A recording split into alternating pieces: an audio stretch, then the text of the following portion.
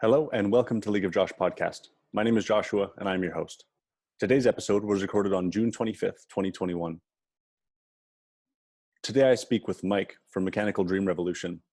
Mike is a musical artist that has spent the past few years creating a series which explores cultural revolution and propaganda. In this discussion, Mike and I talk about cancel culture, economic reasoning, individual liberty, anarchist states, medical freedom, gun laws, and much more. Mike's website can be found below if you would like to listen to any of his, air quotes, propaganda, which touches on a lot of the topics which we explore today. I hope that you enjoy. For some quick groundkeeping things, I'm a bit of a leaf on the wind at the moment. I just moved to Denmark and I'm not yet in my final quarters. This is somewhere that I lived last year and I'll be making my final move hopefully later this month. And once I'm there, I'm hoping that I'll be able to record in person, which will be quite a treat. So I'll have to figure out how that recording works and editing, and that'll be an adventure of its own. But in the meantime, I've got about 3 months of leeway. So I think I have about 13 or 14 episodes that I've recorded in the past few months that have enabled me to have some time here to figure things out. So I'm hoping that you guys enjoy the next few months of content. I think that it's awesome. I had some discussions with people that I thought were absolutely amazing. And Mike being one of them. I had a lot of fun doing this, even though I was sweating the entire time, because we talk about some things that are more to the edge of appropriate discussion in culture. And I think that entering conversations like this in good faith is important, and to hold a strong opinion lightly. So that's what I think Mike and I did together, and I think it was a lot of fun. I hope that you guys enjoyed this episode, and yeah, I hope that you guys enjoy the next 3 months of Canadian American content, I guess. No sit downs with Europeans or anything. So I hope that that is to come soon, and all of that goes off without a hitch, although I'm sure it will not, as few things do. But anyway, I'll stop rambling. Thanks, guys.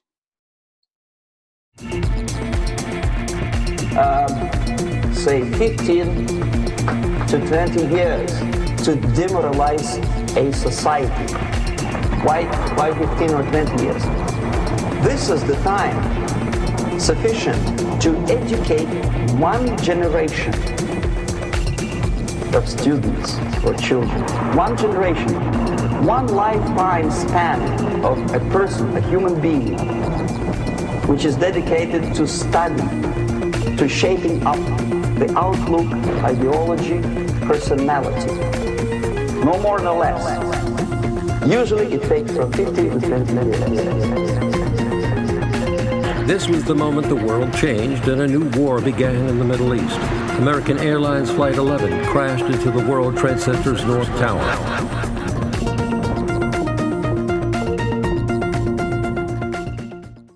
Yeah, I haven't got like a ton of shit to say at any given time. I got to watch my language too.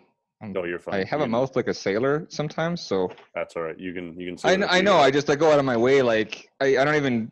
It's like I don't use the F word around my mother. I don't drop N-bombs like in podcasts, not because I can't or that I don't have the right to, but because it makes the dialogue a little more amicable, and it allows people, that might be offended. And so I guess that's kind of the crux of it, right? Like there's not a universal to this whole idea of language control and censorship. I think it's almost the difference between the guilt and shame side of the cohesion of society versus authoritarian rules and laws that come from the top down. Mm-hmm. So like if you can have social do something in a society, it's a little bit better for a society than like hard, fast laws. But it's almost like we've got to the break point of that now as well, because if you have a strong enough narrative, then this sort of like witch hunt mentality is going to push out any kind of rational thinking or truth. So it's done the media's done the heavy lifting in that sense to get us to this point. Yeah, I think people end up being more afraid than anything to talk about things, and in that sense people aren't able to actually come to a middle ground. People end up just staying exactly where they are and get further apart from each other because of the inability to have a dialogue. Yeah. And it's like, and it's anything down. Remember Ken Bone, the guy in the red shirt for one of the presidential debates? Mm-hmm. He's kind of rounder and he had certain weird kind of a look to him that everyone kind of grafted onto.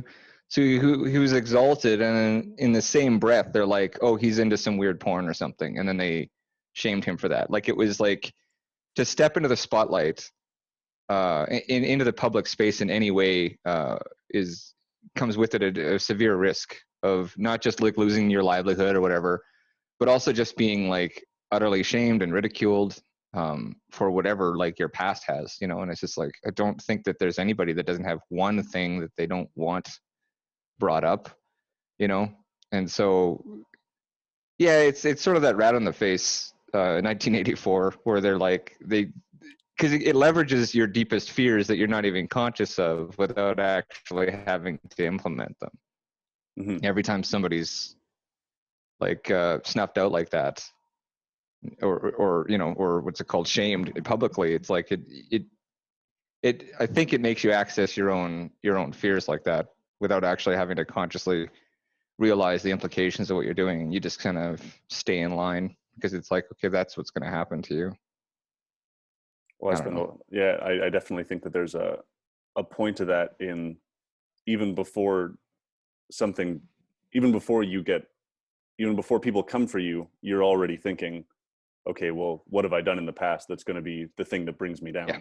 Because everyone has something. I mean, if you look back anywhere in history, you're never going to find, maybe outside of Buddha, Gandhi, you're not going to find a lot of people that aren't archetypal Christ figures that don't have a few corpses under their bed. No, it's like if Ebenezer Scrooge, you know, was helping out Tiny Tim now, they'd be looking at his old tweets about, you know, free markets and you know, are there no poorhouses? And it's like, well, but he's had a revelation and he wants to help his community now. It's like, no, fuck that guy. Like, he used to be a miser, mm-hmm. You know? So, yeah, I don't know. That's one sort of prong of the attack. The other is financial. Mm-hmm. You know, like we talked about just before we started recording. It's like, yeah, if you don't have an escape, like, it's like, oh, we won't throw you in jail. We'll just make you have to give up your pursuit of like reason and being in the public space to influence like the discourse, and you're going to get to work at like Target or something. And that's fine. I'm not saying you know, like, you know, it's a menial job or whatever, but like, you will be reduced to that, and you won't have, like, it would be fine for everyone to just have like these sort of like labor service positions if we all had a public space to be able to utilize, because we could create our own art and dialogues then. And we wouldn't really need to spend all this money distracting ourselves from our own lives, right? With consumer products and shit. So it's kind of funny, but it's like, yeah, it's like you essentially aren't allowed to speak because you won't have the time to do it. You won't have and there won't be much incentive, because like, I mean, even like with my music, it's like, I don't know, I had 35 listens this week, right? Like, that's not a career. Now I'm doing it for myself for the most part, and like maybe to alter the course of a dialogue, but like I couldn't have, like, I didn't even want to be popular until I got certain things locked down and said, and then maybe spread around enough, so, because like, you know, you could just DMCA it or whatever, to get rid of it, right? I'd rather focus on that. So it's only by virtue of not caring about money or wanting any kind of compensation that I was able to even pursue it.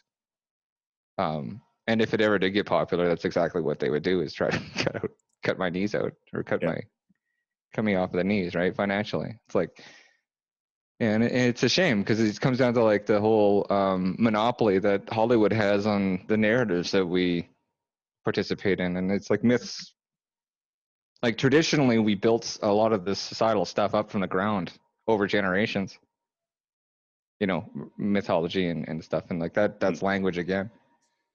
Oh, I'm kind of getting a little off topic here. You gotta rein me in a little bit because I'll just take each turn on the track until I'm like talking about moon landing some shit, right? So Okay, sounds good. I normally let people rant for quite a while, but I'll try to keep us within the framework for as long as I can.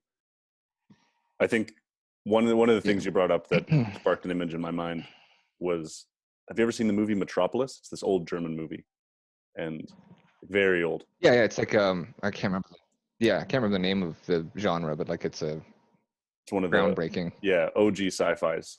And something about the film that I really liked was that the manager or the boss, whoever was in that position of authority, their watches had 12 hours on them, and all of the workers only had 8-hour clocks, and that was their day. That was to represent how long it's been a while actually had in their day.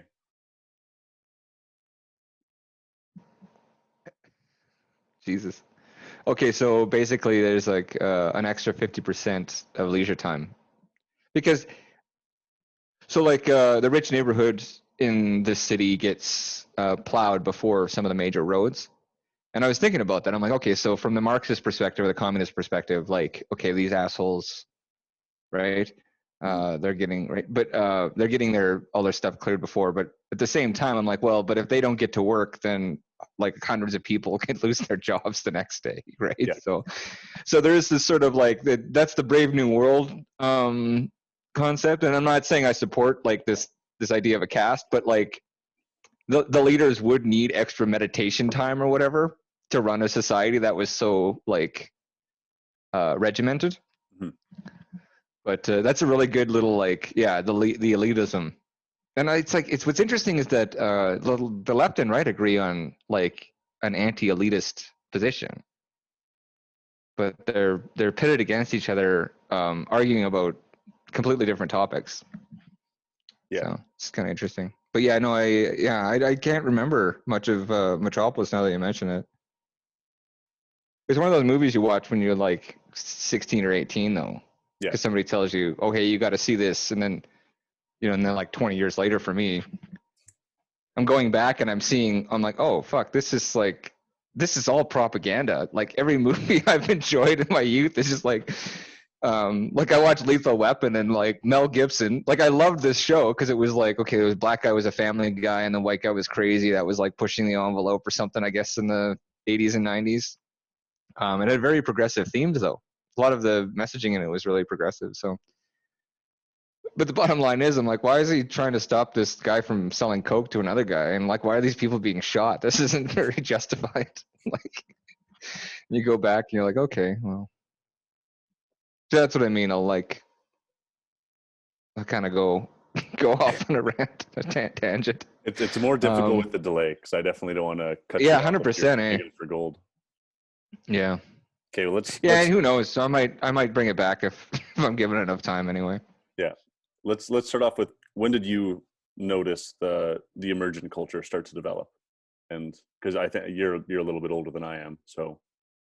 Yeah. Okay. So like, you mean this particular iteration of the so-called culture war, like the whole idea of like redefining racism and sexism and stuff like that? I think that's happened over the past few years. I think. Yeah. Robin DiAngelo, Ivermectin, I think those are people that have made an attempt to redefine language. I had a conversation earlier this week with a friend, Tyler Latwila. I think I'll end up maybe putting this out before that, but we had a discussion about that and the importance of language, and not only in the sense of the description or its availability in syntax, but also the emotional weight that comes along with a word. And so the way that I described it to him was, when someone calls you racist for a microaggression, it's this word, it's this term racism is this big umbrella, and on the one side you have Jim Crow, redlining, lynching, and on the other side you have telling someone that you like their hair. And I don't think that the emotional weight of racism has changed, but I think that redefining it is it's a sleight of hand trick, which freaks me out because it just absolutely shuts down any conversation. If I get called a racist, I am internal shoulders forward, like, yes sir, no sir, 3 bags full, sir. So it's almost like being called a word while you're in a field to do your slavery work. Yeah. Okay. What is it? I mean, you can't draw this direct parallel, but when people are like, it's not inconvenient to wear a mask or whatever, it's not inconvenient to sit on the back of a bus. It's not inconvenient. It's not something I want to do. And you're going to have to kill me to to make me do it. I actually wear a mask like when I go to an old folks home or somewhere that's, not voluntary, essentially. Anyway, so that's a side note. You could even edit that out if you're. No, that's fine. If your viewers I'll are say it might be a false equivalency, but I definitely know the point that you're making. Well, I just like what equivalencies aren't false though at that point too, right? Like I mean, right. Analogy is how we communicate with each other, and when it comes to language, like all philosophy happens within the context of language or within the confines of language, and language is, I mean, another parallel would be like language to sort of the marketplace or the economy, because both are something that we agree on collectively over time, and both are constantly evolving. And so what we're really discussing when it comes to cancel culture is authoritarianism, because like it appears to be some sort of grassroots movement, but I mean, I guarantee you it's coming from authority down, like, consolidations of power, like these power structures get, in Hollywood, like most of our media comes from one source, right? Mm-hmm. And then we say that we have like social media, but really that's just all owned by media conglomerates again. So like all of our messaging is being curated and coming from the top down. So it is language control, and I don't think that this is just some like spontaneous thing that came up from the people. Like the grievance culture has a leverage point that is true, but the lever is very, very long. Like, yeah, slavery existed. It existed long before American slavery, for one. There's a bunch of moving parts in that. Like a lot of people contributed to it, including Africans. And yeah, no, and it's really shitty. like I don't think there aren't a lot of people that disagree with it being wrong. Those people have been pretty much pushed into like, and maybe, I don't know, maybe they should be the first people we listen to, because then they're not having little meetings in basements trying to like, it'd be easier to convince somebody of a unethical, like to change an unethical position if you talk to them about it. I don't think it's difficult. But human history is the history of slavery. Like it's only until we enslaved machines that we even liberated ourselves from this idea. So like, yeah, obviously there's a deep trauma there, and it's being leveraged to steer the course of society. And honestly, like the only reason for that is to get money. You know what I mean? Like it's like a company putting a rainbow flag on their logo isn't any kind of support, really. It's just neoliberal capitalism. It's just they're just, yeah, like it's, well, we're selling ideas instead of products, right? So really it's about consumerism more than anything else. Like this is simulacra, or was it simulation, or what's that book that Wachowski's based the Matrix on? I'm not sure. I haven't read that. Yeah. Anyway, basically, like we have this sort of virtual. Theory? No. Essentially, like in a postmodern sort of economy or society, you end up with this sort of virtual experience, and then you end up moving towards a consumerism where you're buying like these sort of buttons that say what you are.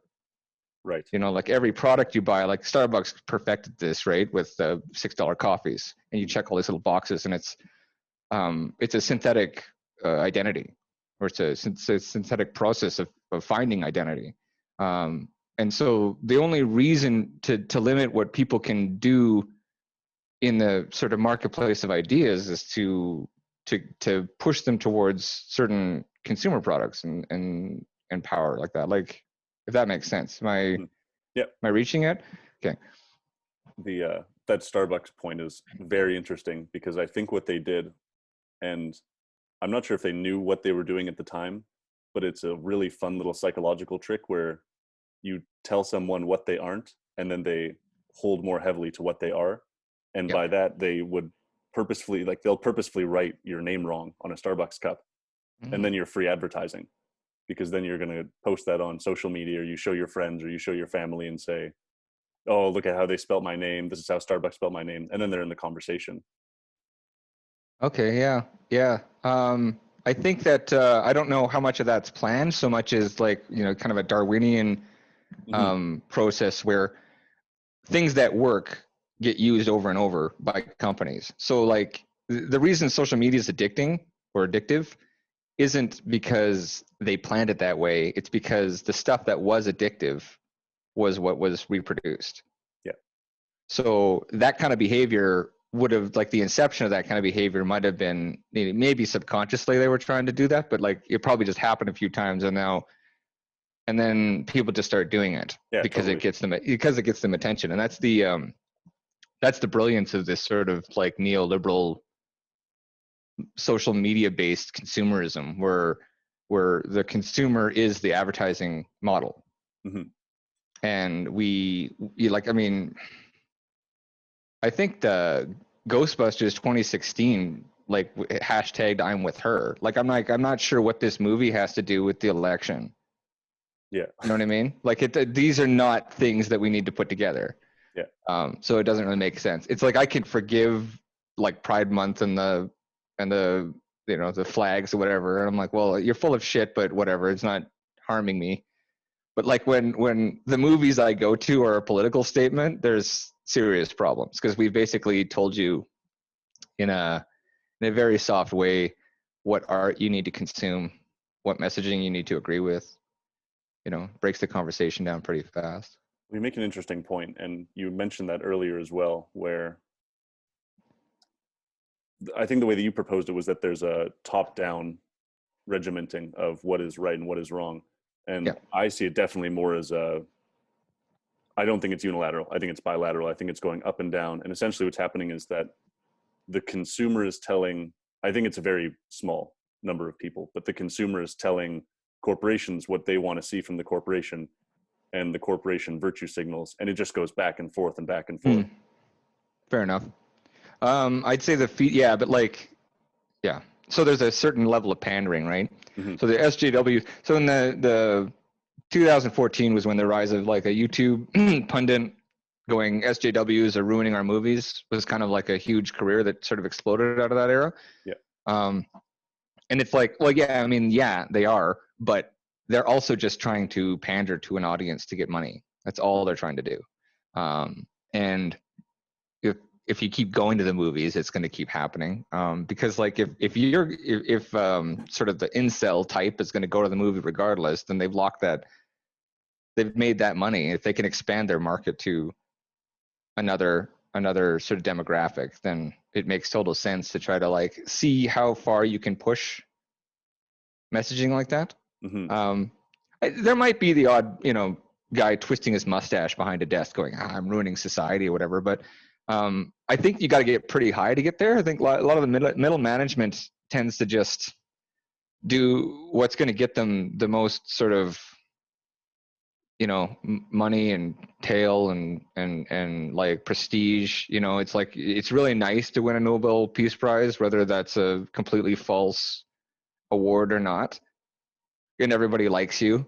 Being called like Mr. President is probably, better than Viagra. Like it's probably like a really nice thing, to always be called that for the rest of your life.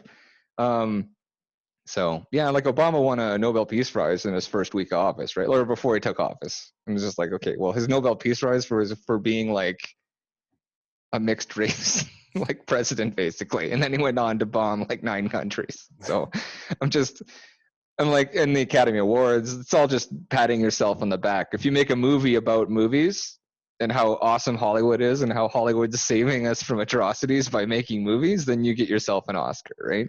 Yeah. It's just, it's all just self-congratulating. And I think social media just amplifies that part of ego to an unmanageable level, you know, and then we just end up it's like nobody's producing anything of value, right? We're all just consuming and producing, like modifying ideas a little bit and regurgitating. We just become these sort of like echo points for other manufactured synthesized identity, if that makes sense. So it makes sense that like anything that goes against this level of like toxic consumerism is going to be labeled terrorism or white supremacy or evil or bigotry or whatever, right? And it's just like, I mean, somebody calls me racist, I go, well, I mean, like, yeah, like in the loose definition, I suppose in my mind, I have like certain profiling mechanisms that I have to fight with sometimes. I might have thoughts about other cultures, but I believe you guys defined racism as requiring institutional power. So I don't have institutional power. Yeah. Like policies do. Laws can be racist.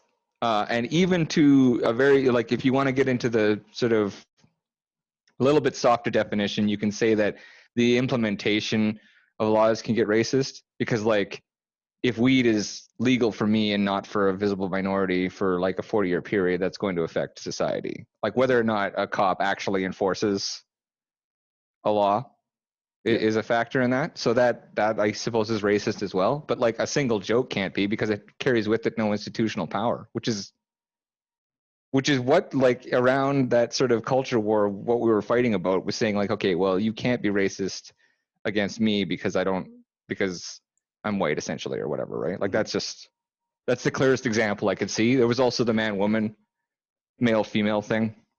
I can't do that as much now because like I can identify as a woman in the middle of an argument and uno reverse anything somebody says to me. I think that the definition of any form of oppression by the guise of power is just so unbelievably dangerous, and I don't think that people really have a read on that yet. But essentially, any time that someone, and I guess power, privilege, all of these things can be measured in so many different ways. How tall you are, how deep your voice is, whether you come from a single parent home or a 2-parent household. Obviously, color of your skin impacts it. There's so many other things, and once you get into these power dynamics and start to understand people as whether they're oppressor, oppressed, then things can switch around really fast. And I think that's a point that people can't foresee in the future, is when I don't think there's ever going to be equity of outcome. And if there is, that scares me more than... Well, homogeny is death to any system. Yeah. So, and that was, honestly, I loved communism. I absolutely loved it when I was younger. And then I read the manifesto by Marx and Engels. And that's what turned me off of it. You just like the fascism part. Yeah, well, you're a dude, right? So you like order. So you like order and like things being productive in a way that makes sense to you. Everyone loves fascism when it's for their own ideals. Well, I just love the idea of everyone being equal. That just seemed so, that seemed like a, now that I look back at it, I understand that it's a very romantic perspective to hold. And so when I held it, it was that there are inequities in the world, and if everyone were on the same playing field, then things would be a lot better. And then I actually read the manifesto, and there were points where they're talking about society and saying, well, if everyone's equal, everyone works on the farm for the same hours, everyone produces the same, everyone gets the same. And to me, that felt so drab, it felt so bleak, so gray. And from that point on, I decided, well, there are going to be people that produce more, there are going to be people that do more in different facets of life. And to hold, essentially what ends up happening in that perspective is that you hold people down from what they could achieve, and everyone has to come down to the level of the lowest person. Yeah, it's the way we nerf school, right? Basically, like I didn't feel like school did me any favors. No. I didn't feel like, I mean, it socialized me to feel like, a bit of an outcast here and there. It took me away from my parents during my psychological or my formative psychological development. put me in an asshole factory, basically Lord of the Flies. So, I mean, it taught me how to deal with whatever the hell this society is, in a lot of ways. But I mean, as far as like math and learning, like they don't even teach you what the words to describe words are anymore, like noun and adjective, you know? So I'm not really sure. Yeah. So, because it's going to hurt people's feelings. You know, it's got to be like nerf the whole thing down. But I mean, again, the whole model is to produce factory workers and consumers and point and shoot soldiers, right? It's a Prussian model from, and coming back to the Industrial Revolution, like Marx just didn't realize how rapidly the Industrial Revolution would redistribute wealth and power in an organic way. Yeah. And yeah, like there's some atrocities, but there's a reason you would want to go to the city instead of starving on a farm, because like we don't even think about like how horrific pre-industrialized society is because of how bad for the environment industrialized society is. We don't think about like how shitty it is to watch like your family dying of you know, starvation and pestilence and all these things, right? So right, for the past few millennia the environment's been beating us up and now we're beating it up. yeah, and it's like, I mean, I'm just saying that the metric isn't very honest. Like, yeah, I this agree. is like what we do is bad, but we need, like, you can't just say it's 100%, you know, with this whole like Disney idea that like birds are going to make you a dress so that you can meet Prince Charming. Like, these are really terrible messages to give kids, you know, like that nature's not trying to kill you at all times, that we didn't claw ourselves above it. And that, well, especially for little girls, that it's like some guy's going to just come rescue you from your own existence and you should defy your father to get there. It's like, not, first of all, it's kind of mixed. And secondly, I don't think it produces a very, a woman with agency, you know, but they're basically just selling porn to kids. So yeah, definitely don't pet that dog in the forest. no, that's exactly it. So I'm just going to do that so I don't get noises. Okay. What were we, how did we get to that? We were talking about nature versus man and the Industrial Revolution and how over the past, I'd say, but I mean, like, how do we get there from cancel culture? Because the racism, and you were talking about Marxism and equality.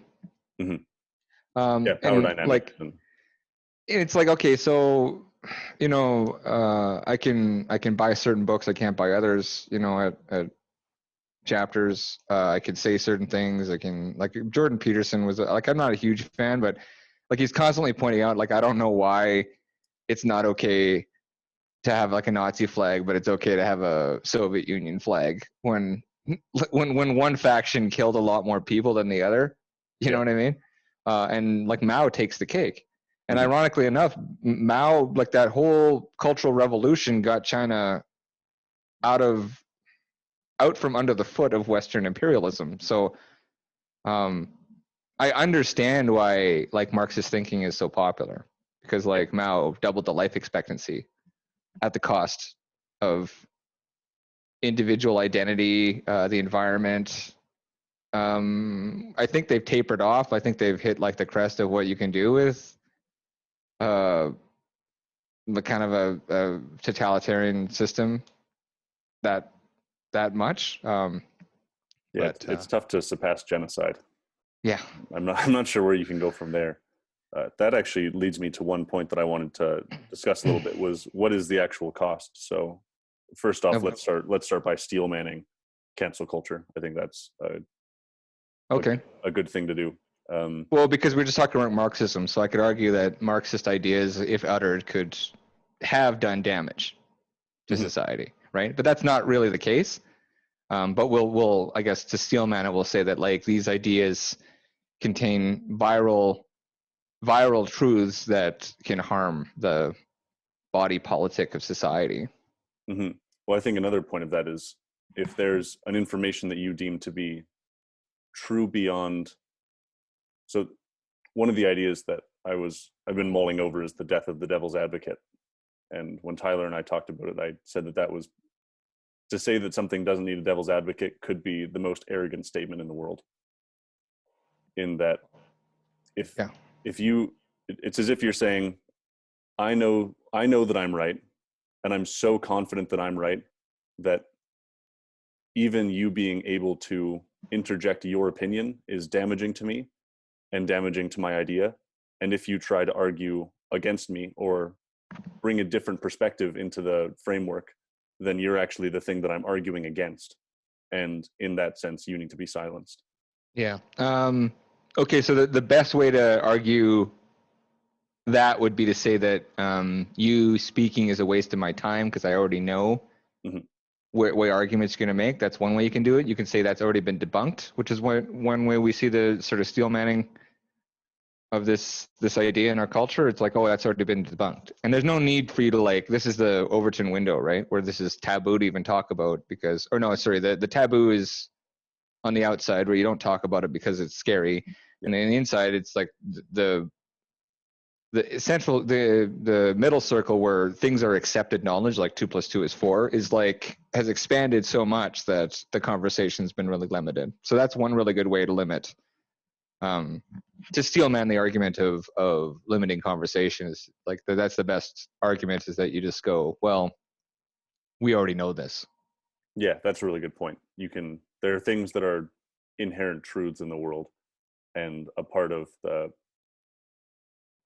potential of cancel culture would be to say you're essentially alienating people that disagree with the fabric of reality.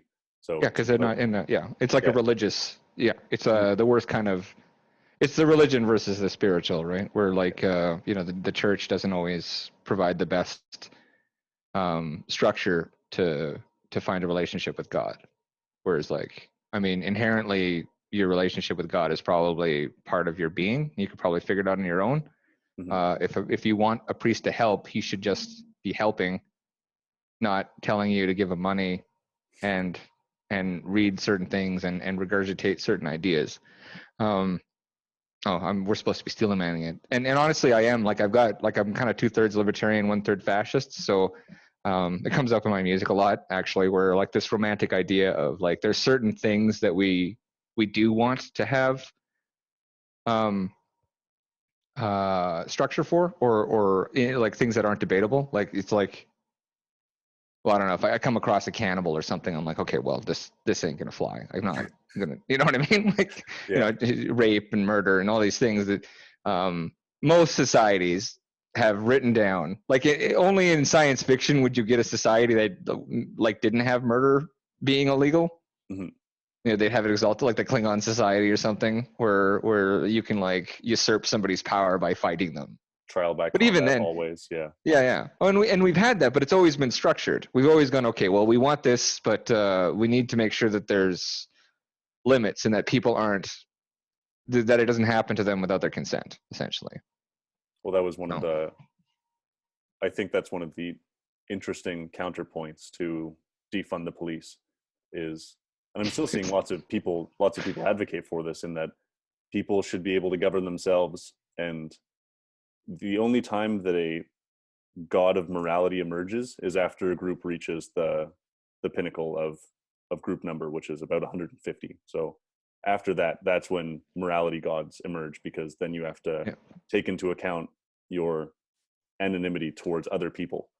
Yeah, well, like identity, like you said, is often rooted in exclusivity. And so as you create a larger network of egos, you're going to need some sort of exclusive concept where this group is this and what it isn't is this. And what it isn't is much stronger than what it is. Yeah. And maybe you can get away without having laws that prohibit people from murdering each other if you have a group with 100 people in it, maybe less, because obviously the group is going to rebel against that. And more often than not, it'll actually be the group that commits the murder on the individual, because they're so far against the group, and not individuals committing murder against each other. Yeah. But then once you get outside of that framework, I'm sure there are some evil people in the world that's just waiting for law and order to divulge to the point where you can just go and do anything. Well, yeah, they join the army or they become politicians.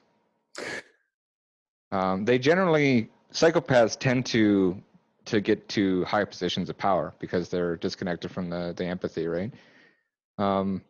Yeah, that's an interesting point. With the whole idea of like murder and rape, we'll do murder because it's so cut and dry. Most, like, you don't even need language to understand that it's wrong. And like the only reason we had to write it down is because some asshole was like, well, nobody told me. Like, okay, well, now we're writing it down then.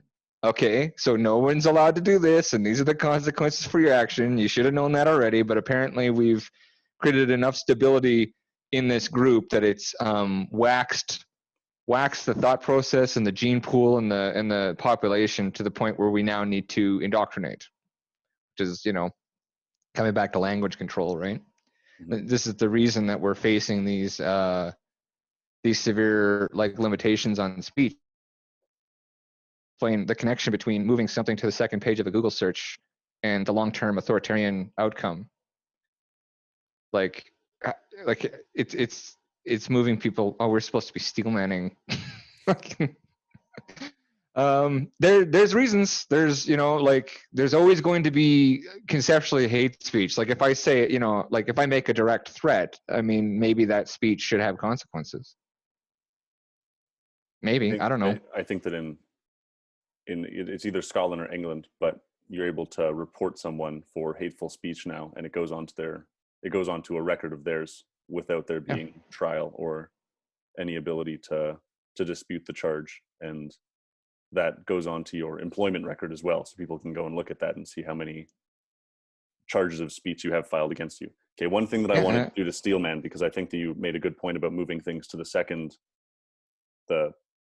search page in Google, is that sometimes ideas are dangerous enough that you actually don't want them in the realm of discussion. And a counter argument to that would be something you pointed out earlier, where you actually want to know what the Nazis are talking about. You don't want a bunch of people getting together in their basements talking about things, because that makes them inaccessible to anyone else. And then they don't have the opportunity to expand their perception, and they're not exposed to differing ideas, and maybe someone making a good faith counter argument to them and having a discussion and being able to bring them a little bit closer to the mean in that way. So I think that a good argument to that is you actually want the ideas that you don't like in circulation, because then people are going to be able to come together more by discussing. Yeah, or maybe you're wrong about like them being right? Like, I mean, I can buy the Das Kapital and Communist Manifesto, and we can, like, by that metric, we can apply kill counts to these books, but I can't buy Mein Kampf, right? And it's not very hard to find. Well, yeah, I ordered one online and I have my one copy, and it's actually, what's interesting about that is it's public domain, right? Like, it's old enough to be public domain. So, so now they have to write laws that say, like, in order to print this book legally, you have to write a little excerpt at the beginning that says, these ideas aren't good, or something like that, or like, these ideas are a product of the time. You know what I mean? And I'm like, okay, well, whatever. It's the only one, but it's interesting to me because, like, it's not some magic tome that's going to enchant me. Like, if these ideas impact me in that way, then it's just going to amplify whatever path I happen to be on in the first place. I don't know if that makes sense, but like there's reading the Communist Manifesto, and there's considering the ideas, and then there's like violent revolution. Yeah. You know, so I mean, you could take, because I mean, socialism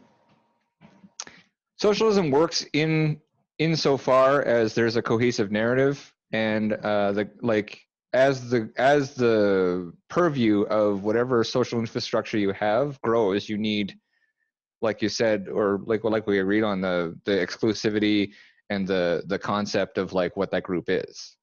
So as you get from, like, a household is a pretty socialist structure. It's authoritarian. It's got a very democratic. It's got a democracy within it, but that's completely usurped by basically like a patriarchy and a matriarchy, matriarch and a patriarch, that having a sort of an alpha omega rule setting situation, and then as the kids grow up, like, but the property is everybody's to a large extent, and then it slowly grows into, you know, a different dynamic. So that works, and a community can have collective rules. An apartment building, you know, some are quiet and some are loud, kind of thing. As you get to the level of a city and a prefecture of some kind, a state or a province, and then a nation, you need to expand what the identity of those people is. So you're going to want to limit certain ideas. Like in Canada, like I grew up in a very like, well, at least we're not Americans. Like that was like, I'm like, so that's how we're going to define ourselves. We don't have crass commercialism and lots of channels. Like that's like what you've strove for, is to like have to not be. The Steelman is basically prohibiting, because it's about exclusivity, is group cohesion, right? Mm-hmm. So if you have exclusive ideas, the more you steal the borders of a group concept, you have to consider like limiting the benefits of other systems, right? Like, I mean, I think that's the conservative approach. I think that's the conservative approach to that idea, but then the liberal approach to that idea, because political ideology tends to skew on two temperaments, whether it be conscientiousness or openness to experience. So creativity is your desire to open borders, and that seems to be consistent with the democratic, or the politically democratic in the United States, and the two-party system is liberal. Yes. So liberal wants to open borders, liberal wants free flow of information all the time, and conservative wants closed borders to build walls. And neither of those are right or wrong, as we talked about earlier, where there's a little bit more discussion that has to be had, but it depends on the time. It depends on the situation that you're in, which one of those is more beneficial at the time. Is a liberal society beneficial during a global pandemic? We've seen the outcome of that. That it definitely would have been better to have closed borders during that time. But at the same time, it depends from an evolutionary standpoint. No. Yeah, that's like, right. If our only connection to adaptation and evolution is viruses, because we've completely conquered every other aspect of nature, then the sooner we update our DNA, the better. From that sort of pro eugenics position, right? Right. Like, and I haven't heard a lot from the people that wanted, you know, the whole human race wiped out over the last couple of years. Mm-hmm. Everybody talking about, there's too many people and shit, right? I'm like, well, here's a perfectly good virus you guys are terrified of. Like, why are we not just contaminating everybody with it? Since you fucking hate humanity. Sorry. No, aggressive there. No, that's fine. Another. We don't hear that. Yeah. Okay, let's dive back into steel manning. Okay. So it's a good idea to limit some ideas because they can steal your children away, like the Pied Piper, basically. Yeah, it's good to limit ideas that are going to have net negative consequences for the society and all of the people involved, which seems like a reasonable proposition. Yeah, it seems reasonable on the surface. Yes, for sure. So now, so the case study that I'm thinking most of is there's a prophylactic called Ivermectin, and it seems to, anytime it's introduced to a population or made widely available to a population, there appears to be a precipitous drop in COVID cases and COVID mortality. Yes. What? Yeah. So Ivermectin it was from a microbiome found in soil in Japan, and is used to treat river blindness as a prophylactic in Africa. And this results in fewer individual to individual transmission, as well as cell to cell transmission when you actually get COVID. So not only is there less transmission within a population, but less transmission within the individual, and therefore less long-term damage to body tissues such as lung tissues. So the area that I'm trying to figure out right now in my head, and I'm hoping that this is one of the things that I want to talk to you about, because I hope that you can help me to push my thought a little bit. And so there's COVID, which you don't want. I don't think that's indisputable. I think over time it's going to have lasting implications that we don't actually understand right now. I Okay. think that the damage to lung tissue is going to result in a influx of COPD for Okay. younger people as they get older. And you're going to have to control for vaping and smoking during that as well, which is increased in the youth. So I think that those are some issues that you have to look at with COVID and say, okay, there are long-term implications. We don't want everyone getting this all the time. If there's something else we can use to treat it, then perfect. And then you have vaccine safety. And Stephen Krish and Robert Malone, Dr. Robert Malone, who is the guy that he actually created the technology for the mRNA vaccine. And he's come out and say, this doesn't look safe. It doesn't look safe to be. The M is for messenger. Not huge fan of experimental gene therapy. Yeah. So it's funny because Keith Connors was one of the original researchers into giving kids amphetamine in school. So the ADHD craze, he was one of the chief researchers, and over time he started to realize what was happening. And anytime that someone heads a certain field and then they come back later and say, hey guys, maybe we've done something wrong, I tend to listen to that person pretty heavily. So Robert Malone is an example of that. And he said that the mRNA vaccine is moving through the body in a way that we didn't anticipate and could be potentially dangerous. Yeah. And Stephen Krish has done I'll put all this in the show notes and I'll send it to you after if you'd like, but he's written a just absolutely massive report on vaccine safety and deaths to vaccine and blood clots and all of these other things. So I don't think vaccines are as safe as we're giving them guys for. Effective, possibly. It may open a route for novel strains of COVID to burn through populations, which would be pretty frightening. But at the same time, a vaccine it seems to work with COVID, which is what we want.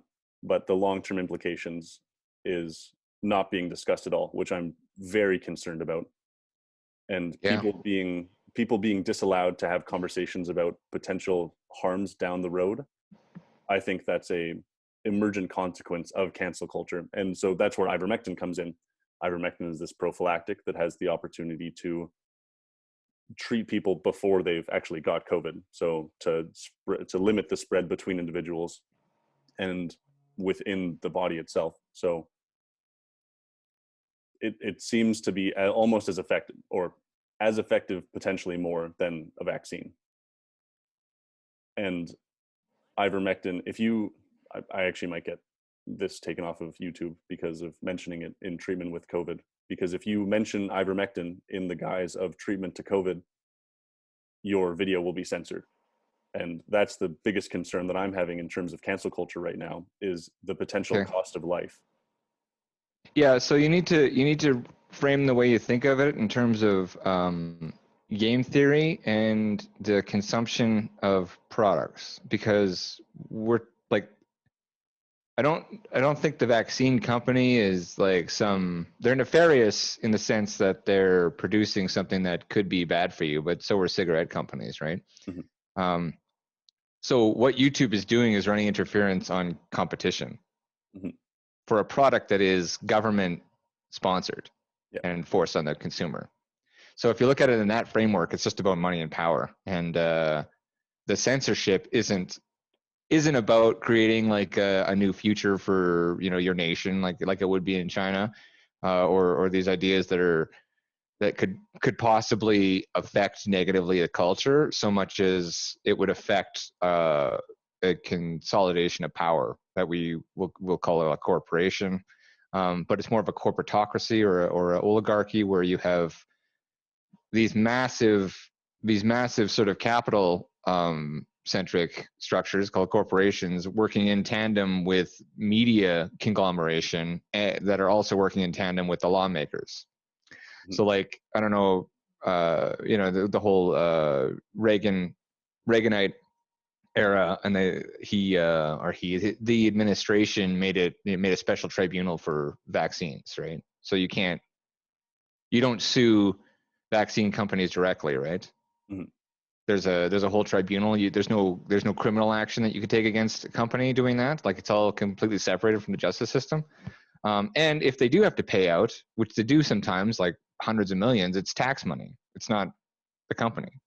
Right. Like the state is running interference on consumer feedback, essentially. Mm-hmm.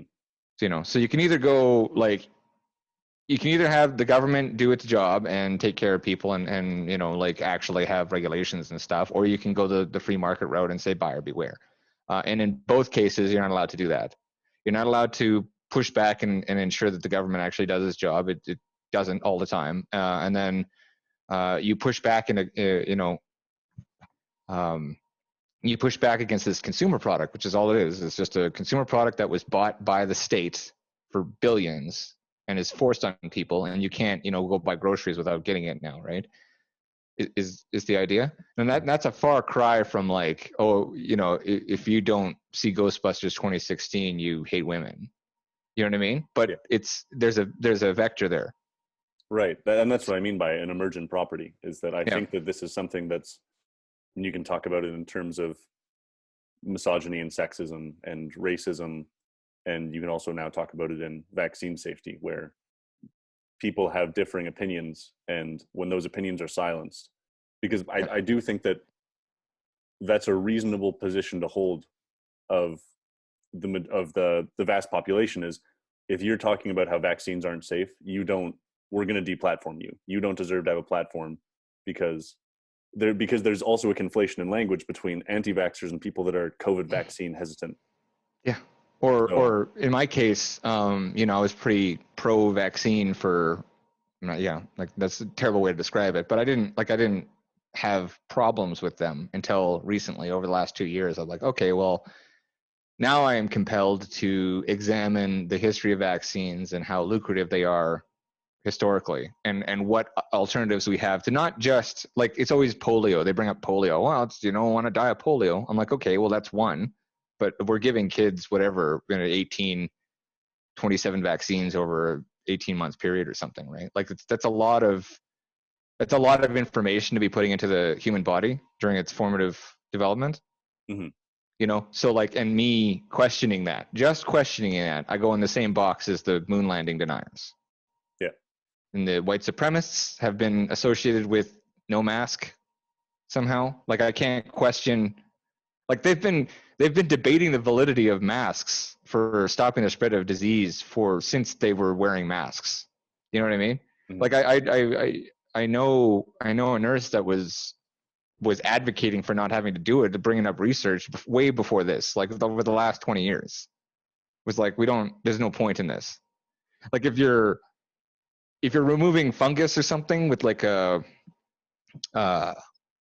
laser, and it's like atomizing and it's going to get into your mouth or something, then yeah, like wear a mask for your own safety. But or unless you're drooling into a wound, it doesn't really do anything, if that makes sense. Mm-hmm. But that aside, like again, that'll get you demonetized, or that'll get you kicked off of YouTube as well. So what we're talking about is a paradigm of Western medical science that had lost its war with cancer and now needs to redefine itself. It lost its war with death. It promises these things of curing ailment in this mechanical way, ignoring the causes of dis-ease in the body. And now it's finally got like this prestige, rammed up its ass, and it's got a cape and a big S on its chest now, because it can now. So that's the motivation for everybody, in sort of Western medical science, is because it strokes their ego. It makes them a hero. And then as well, there's the news can sell a lot of fear and hate, which is very lucrative, and the vaccine companies and just big pharma in general. Like it's way more lucrative to sell cures or to sell medicine than it is to promote good health. Yeah. So, I mean, if you view it in terms of being forced to buy a consumer product, it makes a lot more sense to me. Why the language is limited? Because like, why would Coca-Cola want to share its public space, its advertising space for alternatives when they're selling poison? Do you know what I mean? Yeah. It's like, and they've sunk a lot of money into it, right? So. Well, that's the thing. That's the thing with vaccines, is how much how much funding has gone into the development of these vaccines and the distribution of these vaccines. And what gets me is, sorry. I'm definitely not. I think that kids should be vaccinated for the things that we've come to realize are the most detrimental to humanity. I have all my vaccine. I have more vaccines than most people probably do from traveling around the world. So Yeah, that's fair. So I'm definitely not anti-vax. The only thing that I'm concerned about is what is the potential cost to, number one, the cost of life in terms of the actual lives that we lose due to whether it be COVID or potential vaccine complications down the road. And also the cost of quality of life in terms of the dollar figure that we lose because economies being shut down over Yeah, well, all the money's been transferred to like a few corporations now too, right? Like Amazon and Walmart were allowed to keep going, and all the businesses are out of business. And so like the greatest sort of pushback against any kind of consolidated power is a family structure and a proprietorship businesses, small businesses. Yeah, I mean, smaller businesses can move faster, so they can innovate quicker, and then they can challenge like larger things that have lectured a bit, right? So like in the case of like Apple or something, you know, like we like their products for a long time. They're completely without leadership, and they don't really have a lot of progress now. So their position is going to be to limit their competition. Mm-hmm. What they need to do to stay where they are is to attack their competition through IP laws, possibly, or you know, just calling. It'd be a great position as a company selling a product to be able to call people that challenge the product you're selling like Nazis. Mm-hmm. You know what I mean? Like if you can call, like, these people hate your grandmother, they're trying to kill your grandmother, they're associated with like the Capitol riots, they're Trump people, whatever. Like let's not forget that the Trump administration oversaw this vaccine, which doesn't make any sense to me. So everybody hates Trump. And then with Operation Warp Speed, he makes a vaccine, or he oversees the making of a rapidly made vaccine in whatever, like 18 months, 9 months or something. Like it was shorter. It was 9 months. Yeah, like it's a preposterous length of time. It's preposterous. Like it takes 10 years to make a vaccine safely. Yeah. And like, you know, you can make them fairly quick, but like, you know, you need to test shit. And I don't know how you could hold the level of contempt and anger for the Trump sort of administration while simultaneously being okay with the vaccine that he made. Mm-hmm. Since like everything that the administration does is this like demagogue's fault, usually in politics, you know, whatever happens on that person's watch is. So I don't understand, like the level of dissonance between those two things is astounding to me. But again, it's just, I mean, if you give me control in the media for, you know, 18 months, I guess I can get people to put water in the fridge to boil it. You know, like, and there'll be people that speak out against it, but what we'll do is just hang them publicly as heretics. Yeah, and I think that's the most concerning thing to me is that people, it's not just media, but people that go along with it, which is, obviously that's a requirement to any kind of mass silencing, is that the masses actually have to be in some form of participant of that. And I think that very often it's actually a far smaller number, but it's a far smaller number than the actual 50%. I don't think that it's that high. I think it's much smaller than that, but their voices are very loud because of social media. But one thing that, well, and also they're saying the right thing. So like I said, I just want to point out the fact that social media, so-called social media, is owned by monopolies. Mm-hmm. They are not for the user. They are delivery devices for advertising and nothing more. And when something opposes it, like Gab, it gets associated with like terrorism. Yeah. You know, like the New Zealand shooter live streamed the execution of 50 people on Facebook, and the media said that Gab was the dangerous platform. What is Gab? It was an alternative to like Facebook. It was like a competitor essentially. There's a forum. Any kind of forum that isn't Facebook is a threat to humanity. Yeah. Any alternative medicine or lifestyle choices that affect the sales, the forced sales of a pharmaceutical company is a threat. And it's those people are crazy people. They want to kill your children, you know? Yeah, well, that's the thing with ivermectin as well. Ivermectin is now off-label, so it costs, I think it's around $3 to $6 per treatment, and theoretically, if everyone in the world took this all at the same time and stayed on it for a month to 4 months, COVID would just be completely wiped off the face of the earth. And it's also like it's safe. We've had a track record treating river blindness for 40 years, and nobody's dropping dead or. I mean, you might get some reactions. Right. That's what I'm saying. It's not completely safe, but it seems to work and not cause people to drop dead. I mean, yeah. I mean, that sounds like a better product than one that we are like. I mean, you're not even allowed to say it's killed people, but it has. Mm-hmm. You know, and it's like I was talking to somebody, and their dad died, and they posted like he died of, he had a seizure, and it was after his second dose, and he didn't have any problems, but I just want to say vaccines are safe. And I'm like, okay, well, it's weird that that you're running interference on conspiracy theorists while you should be in mourning. Like, yeah. It's terrifying the level to which we would become advertisements for like these sort of, I don't know, like a consumerism of ideology. But I mean, that's just, yeah, that's like, they call it, like the commie side sort of calls it late stage capitalism, mm-hmm. where Starbucks again, like I hate them less and less the more they get picked on. So I feel like I don't want to pick on them as much because I don't know why they're not part of the club. Like I don't, Starbucks? Yeah, like when there was those two guys were lounging around, and then they weren't buying anything. They were there for a meeting or something, and then somebody said, "Okay, like please leave" or whatever.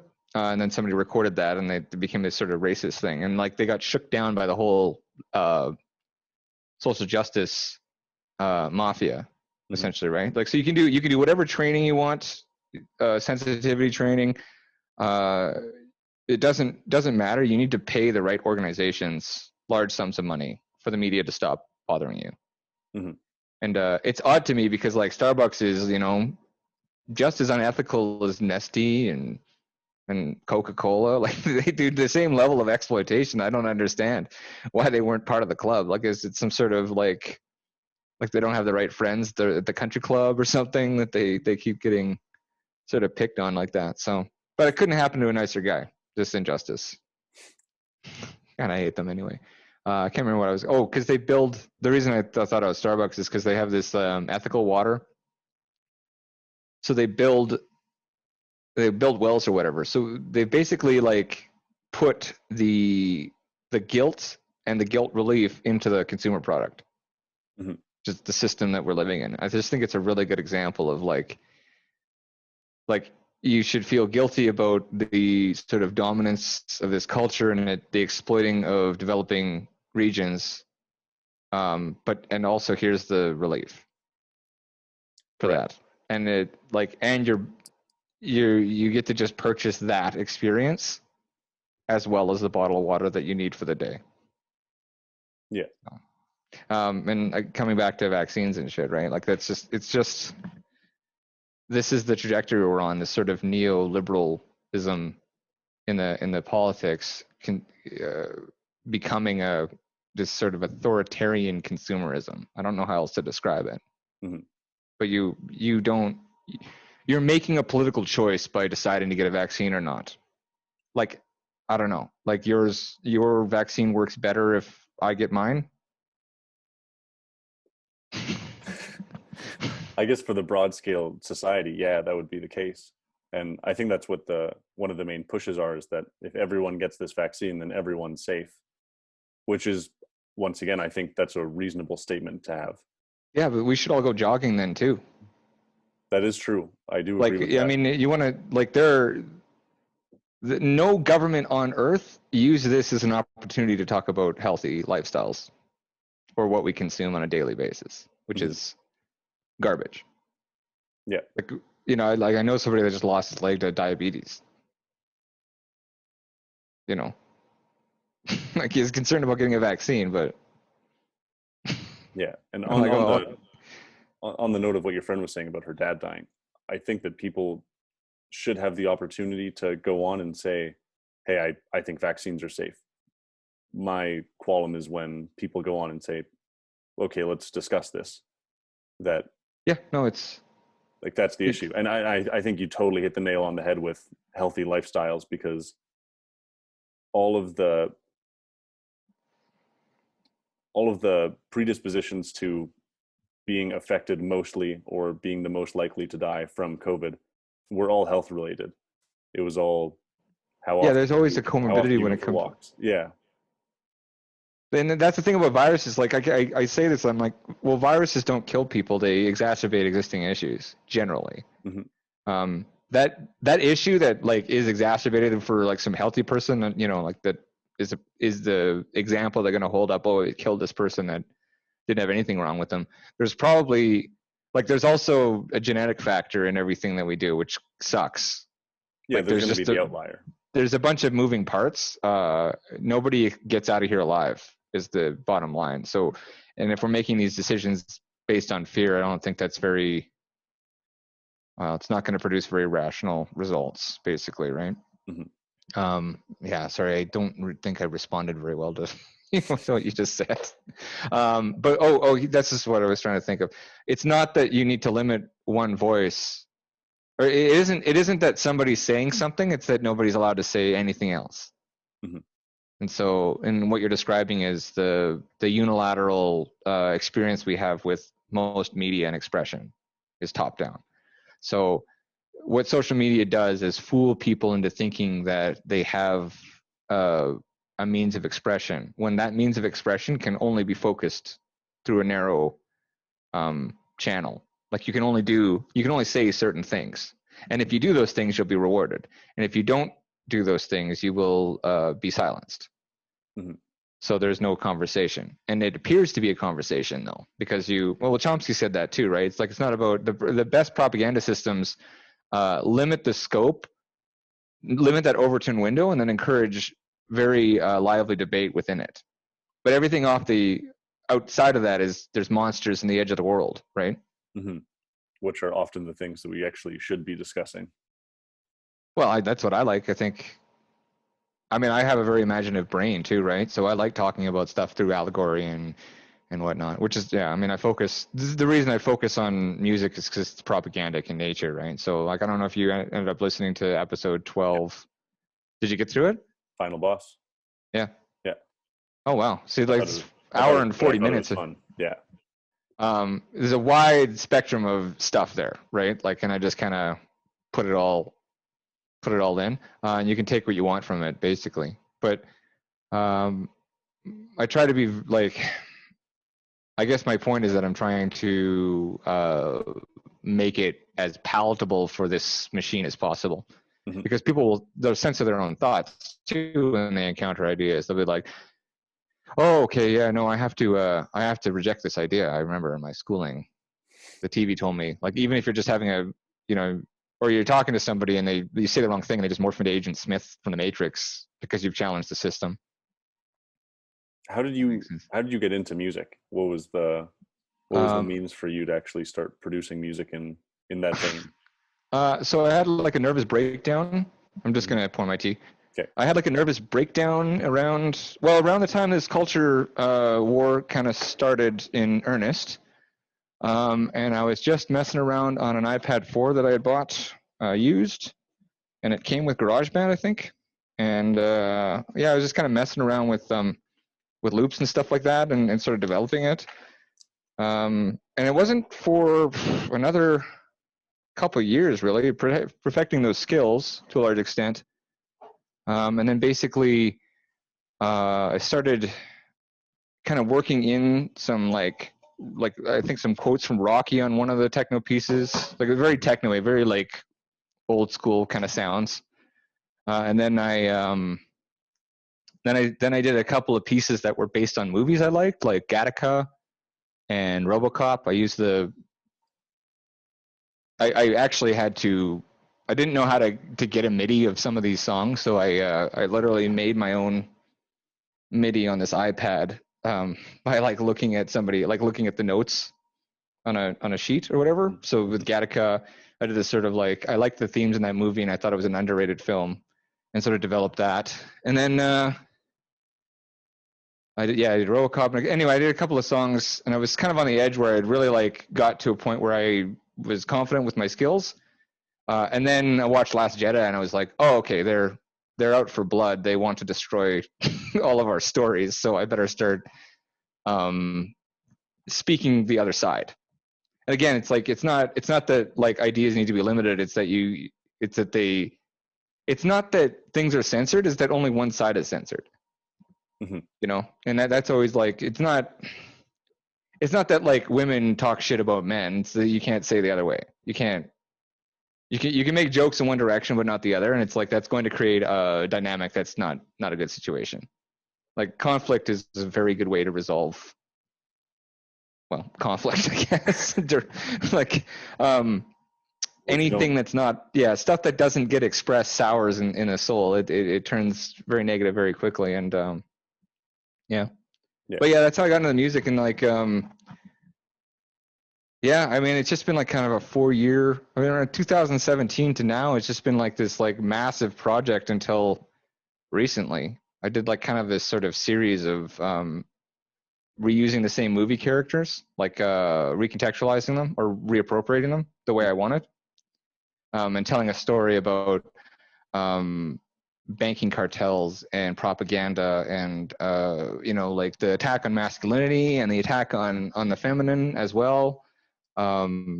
Conspiracy theories, everything. I just kind of put it all together and created this like long form story that finally ended, and now I feel liberated from all of that. I gave myself psoriasis in the process. How'd you do that? Just stress. I'm a firm believer that in most psychological issues like ADHD and like at least rapid cycle bipolar. Is that what it's called still? I'm not sure. Yeah. Anyway, so I mean, that would be, you would classify me as like a probably rapid cycle bipolar with a dash of psychotic depression or something like that, right? Mm-hmm. I'm not a huge fan of your guest with the This Is Your Brain on Drugs was really interesting, because I really like psychologists that focus on data collection and not conjecture. Yep, I'm a big quantitative guy. Yeah, like psychological theory just seems like a place for people that aren't really good at hard science to hide and talk some serious shit and make up stories that about themselves that they can project onto the world around them, right? Mm-hmm. I like Jung. Not a huge fan of Freud, right? Basically. Yep. But anyway, I don't know where I was going with that. We were talking about, to be honest. Oh yeah, so I'm a firm believer in the effect of like trauma on the outcomes, right? Like talking about lifestyle, right? Like if I drink too much while I'm working on a very stressful like art piece that I've given myself a time crunch for, and my relationship is falling apart, I just happen to get like psoriasis at that time, which is kind of an interesting coincidence. And I find that like I drank a few beers last night, right? So you got the gluten, which has probably reached its like level of tolerance over the last 40 years in my body, because I've ingested so much of it. My body's just like fuck off with the gluten already. Well, inflammation, right? Mm-hmm. All of these inflammatory things I think it's like a healing crisis just coming to the surface, and then when I do behave negatively towards myself, it manifests. So it's like I'm really thirsty today. I'm drinking lots of water and stuff because I was drinking last night. It's like a very quick cycle for me, and it's interesting that like nobody talks about just that as the root of a lot of health issues. I guess that was my point. I didn't mean to go off on a tangent there, but basically, like I'm not a doctor, but I know that this is stress. Yeah. And it's the way I treat myself. And I don't think pills or like topical steroids might help the way a makeover might help your self-esteem, but it's not a solution. Mm-hmm. It's coffee for breakfast. Like, yeah, you've got 2 hours to find some actual carbohydrates. Yeah. Well, I think that ties in really well with what we were talking about with comorbidities and COVID, where rather than saying, okay, guys, maybe we need to look at our society and come up with a broad scale change that actually addresses the way that we interpret health and the way that we interpret diets and exercise and being outside and being social. Instead, I'm not even sure where that conversation went, but it definitely went by the wayside. I've seen the occasional professional athlete, and not even big professional athlete, but guys that I used to play volleyball with, they'll share the occasional comorbidity statistic and say, these are the things that we need to be addressing. And it's high sugar diets, smoking, morbid obesity, and none of these things have entered the domain of conversation during this whole thing. And no, you're not allowed to talk about it. And like, I'm not even allowed to make a comparison to how many people died of cancer every year preceding the last 2 years. How many people and the flu? Mm-hmm. Like, people were dying of the flu, and now the flu is gone because that's how viruses kind of work, right? Like, they evolve over time. I feel like I don't want to get too spiritual because I sound like a wingnut hippie that's like refuses blood transfusions and medical science. But like, to a large extent, viruses are coming out of our environment. Like, it's not a coincidence that the population density and density of pollution are producing the highest amount of cases and deaths. Mm-hmm. Right. So, and again, it's that viral load too, right? Where it's like, how much of it is attacking your body at once? Like, how are you, is it able to, and I'm not an expert. I'm not a virologist, so I don't claim to be. And I find myself getting into the realm of storytelling and like talking about the body fighting off a disease, because that's what I was told in school. Is that it's like, this soldier comes in and then the body like fights it off with antibodies and right, all that stuff. And I'm like, okay, that's sort of true, but like, What's interesting about what you said earlier, though, is that like you're still framing it in terms of like what we should be forcing people to do. Like, that's our mentality, is like we should be forcing people to jog and have good health. It's like, well, no, I think that liberty tends to beat most systems.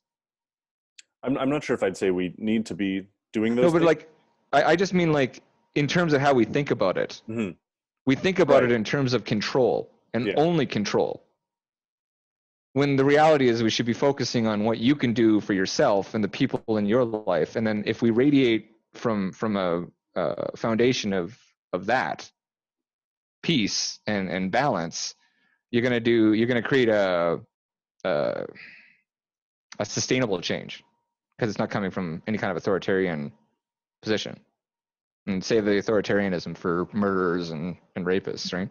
I agree with that. I think that there's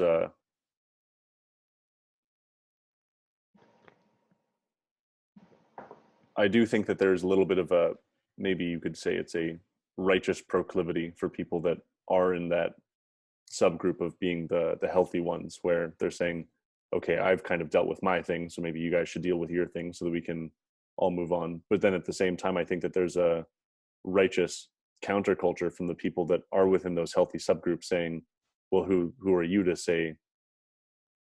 imply that maybe I shouldn't be 600 pounds and smoking a pack of cigarettes, which is totally reasonable. So the way to deal with that is just let them do what they want and don't help them if you don't want to help them.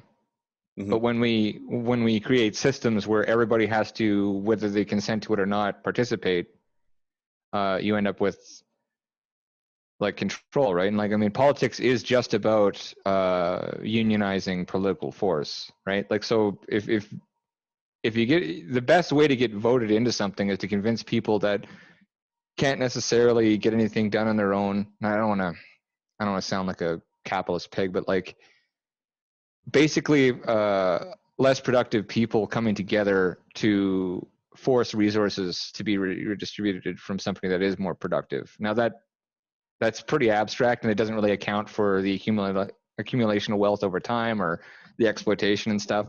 But the bottom line is that political unions are about unionizing force of many against minorities of people with more resources, essentially.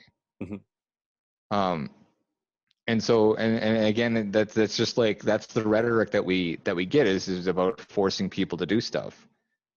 Like, yeah, like it's a better, you're going to get more consumption out of somebody that's overweight and smoking if you tell them that what they're doing is fine, and the people that are like opposing that are wrong. And then on top of that, we have like a healthcare system. You're in the States, right?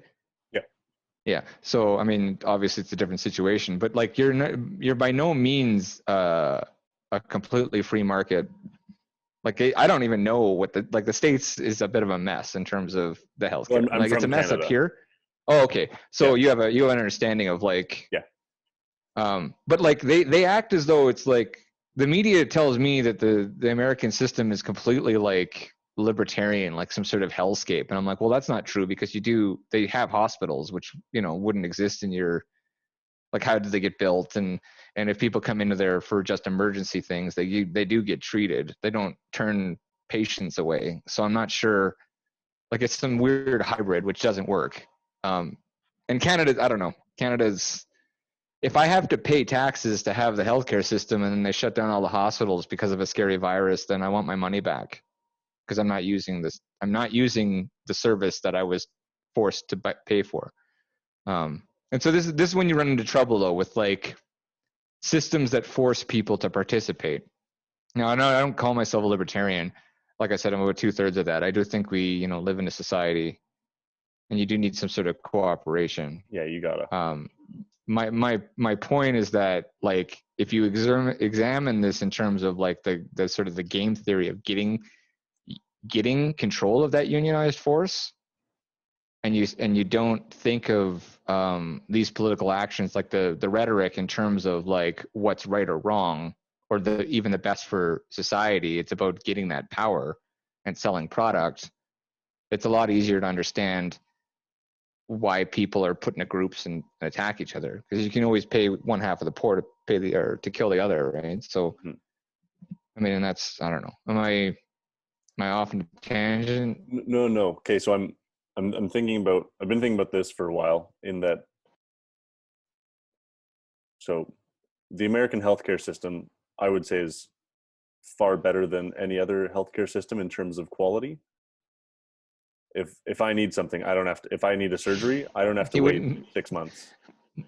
I can get into a doctor as long as I'm insured. And that's another thing that you have to think about in these systems, is that the cost of insurance should be hopefully accessible to people, and hopefully healthcare becomes a human right. And at the same time, if you go into a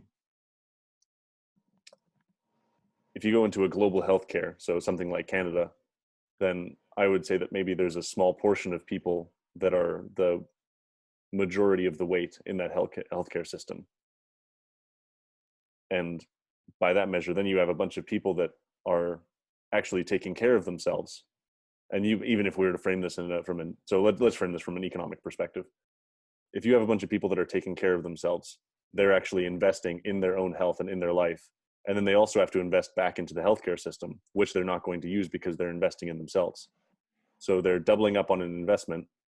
And then there are people that are generally less healthy, that you could also say that those people are actively investing in their reduction of health or dishealth. So say you have an alcoholic that over time they have to get their liver replaced or something like that. Not trying to yell at you or anything. No. I'm functional anyway, so it's like I started a new project, so it's like I hit this sort of euphoria. Sorry, I'm just going to talk about myself for a second. I really am like an artistic mind. Like I get it.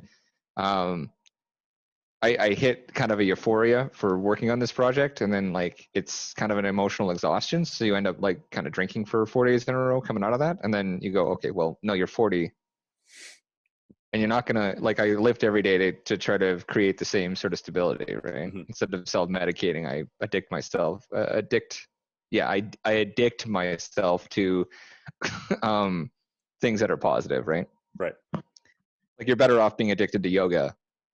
Right? Or even like talking spiritual shit on social media. If that's what it takes, right? Like that's better for you than looking at porn. Even though it's essentially the same thing, it's sort of the brighter side of that part of the ego and the brain. So, right. You're playing on a similar mechanism.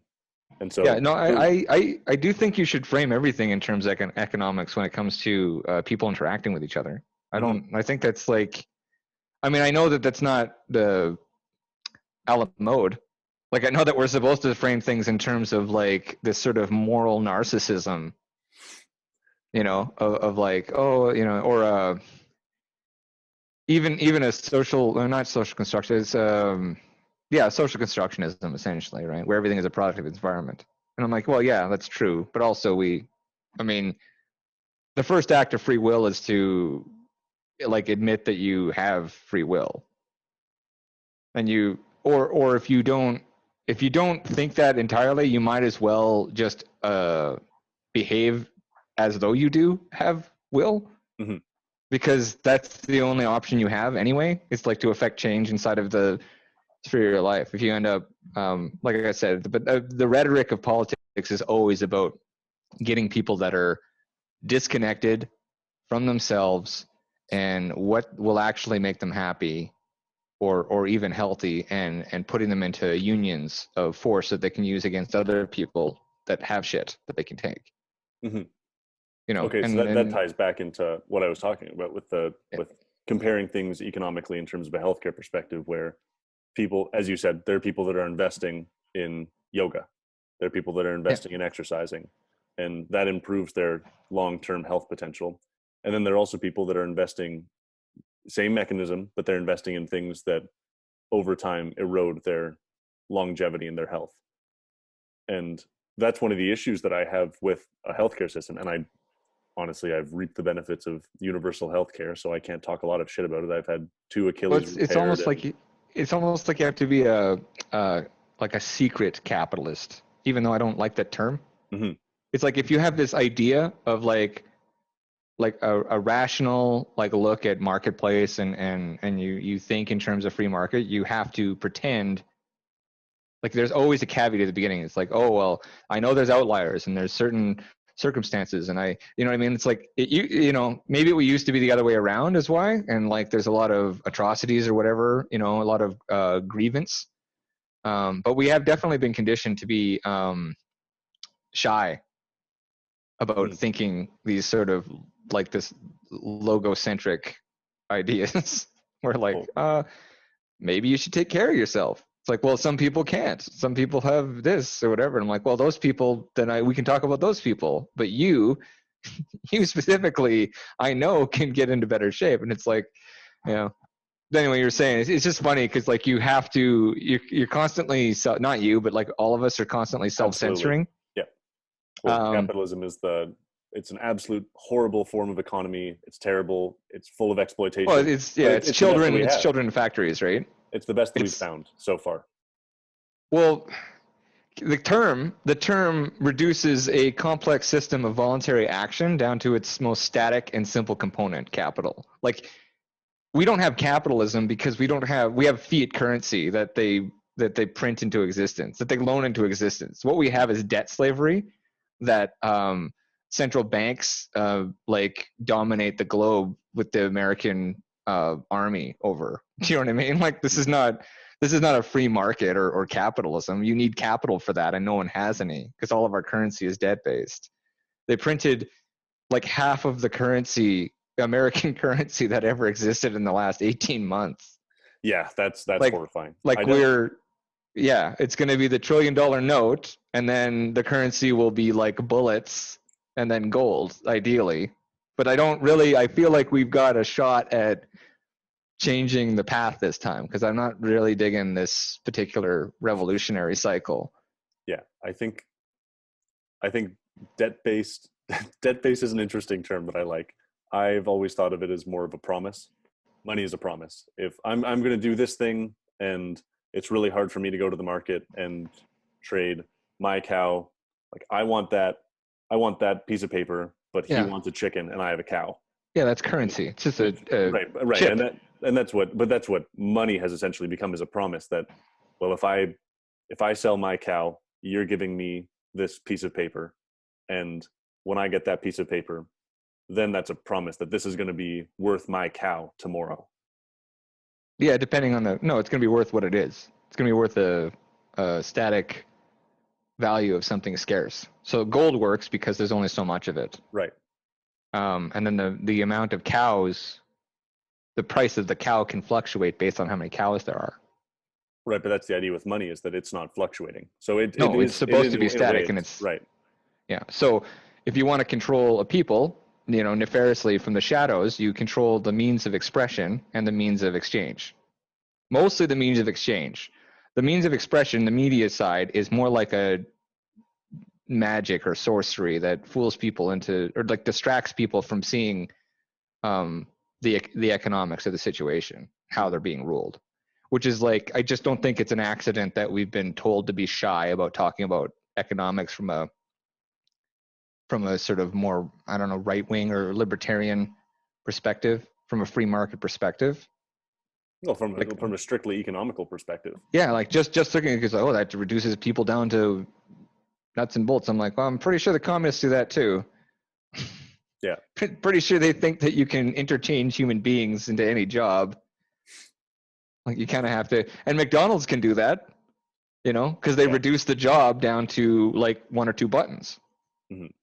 And it's like that would be very liberating, but you need to have some sort of outlet outside of that. Yeah. So, I hijacked you because you were talking about healthcare, and I just noticed that like I do the same thing, like where we have to be outwardly, extrovertedly shy about these ideas because we don't want to have to they're like, look, these are the self-flagellation marks on my back for being an evil, like straight male capitalist living in the first world, reaping all the benefits of all this stuff. But it's like, well, I didn't consent to being born here or participating in a healthcare system. I criticize it because because theoretically it can't function forever. Like if we're spending, half of our money on healthcare, half of our resources are going into healthcare, we've not incentivized the right behavior. That's a really good point. I think that's the central mode that I was getting at. I do agree that people proclaim their privilege before making statements contrary to the privileges that they have reaped, which is interesting that you point that out. I do appreciate that. Thanks. But yeah, that's the crux of what I'm getting at is lots of, I'm not even sure what the crux of what I'm getting at is. It's definitely in some form a critique of what we're doing, because if we promote unhealthy behaviors and dissuade people from making healthy decisions based on personal responsibility and individual autonomy, then we just get into this world where, and that's the way that I see one of the benefits of the US economy is that, or the US healthcare system is that, well, you can invest in yourself, and that's going to make it less likely that you actually need healthcare. And obviously there are extraneous circumstances, but and then I think that also ties into a social perspective where people that are generally less well off also don't have the opportunity to take care of themselves and invest in themselves in the way that would make them the most healthy. So then you have groups of people that are I'm not going to use the term oppressed because I hate it, but you have people that are not able to, or not immediately able to thrive in the economy, and because of that they're unable to invest in themselves, and those would be the people Well, that would require the most help, actually. yeah, they lack opportunity, I suppose, but that is a Mhm. form of oppression, because that lack of opportunity has been um, articulated or realized, manifested by collective force, the violence of government. Yeah. Like I can't just open up a lemonade stand. And that's not my community stopping me from doing it. It's the law, right? Mm-hmm. You know, and then you look at the lockdowns. I mean, that's a really great example, because it would have impacted vulnerable communities. That's better than oppressed. Mm-hmm. Vulnerable communities more than anybody else. You know, and then the media is telling them to burn down the Targets in their neighborhood. I'm like, okay, well, like those are probably owned by like black owners. Like the Wendy's you burned down is probably owned by a black guy. Like, what are you doing? Why is the media? Anyway, but yeah, if you notice, I'm not just talking about franchises, because they've replaced everything, right? And so the only people that can compete in such a regulated market are massive corporations, because they're the only ones that can move and implement new policy, because they have access to not capital, not like coffers of gold where they can actually put this money out, but they have access to like finance. They have access to credit, which is what our system runs on. So it's more about like, yeah, like the credibility and stuff, and the opportunities would result in people being able to just work or innovate or create something and have a place to be able to do that. That would liberate a lot of, I mean, that's like essentially why drug crime and the whole propaganda against drugs was such a useful thing, right? Because like, I mean, that's go to McDonald's and work there, or sell drugs at a 300% markup, or not even 300%, like times 3 at that level, the street level. You're getting like kind of a 3 to 1. So that's like, I mean, that's a good job, right? So, and those are the people that are creating opportunities for themselves, and the state is running direct interference. Now, ironically enough, the price of drugs wouldn't be 3 to 1, even at that level. It's like whatever, 1,000 to 1 if you're producing it. It wouldn't be 3 to 1 without the intervention of the government in the first place, making it illegal and therefore scarce. And it's also going to attract the worst possible people are going to be attracted. The most violent people are going to be involved in that, because it's so lucrative, and also that because it has to self-regulate. Like the authority within drug sales, contraband of any kind, you can't go to the police, so it makes its own rules. Yeah. And because there's enough territory being fought over, that the violence is going to be a lot. The violence of our culture, like the borders of our stuff, is like pushed right out to proxy wars, right? And then because we've agreed that the cops get to be the only ones that have the right to beat people up and shoot them and stuff. So, but anyway, sorry, we went off on a fucking tangent again. Basically, the opportunities in a community would be what liberate people from evil capitalism.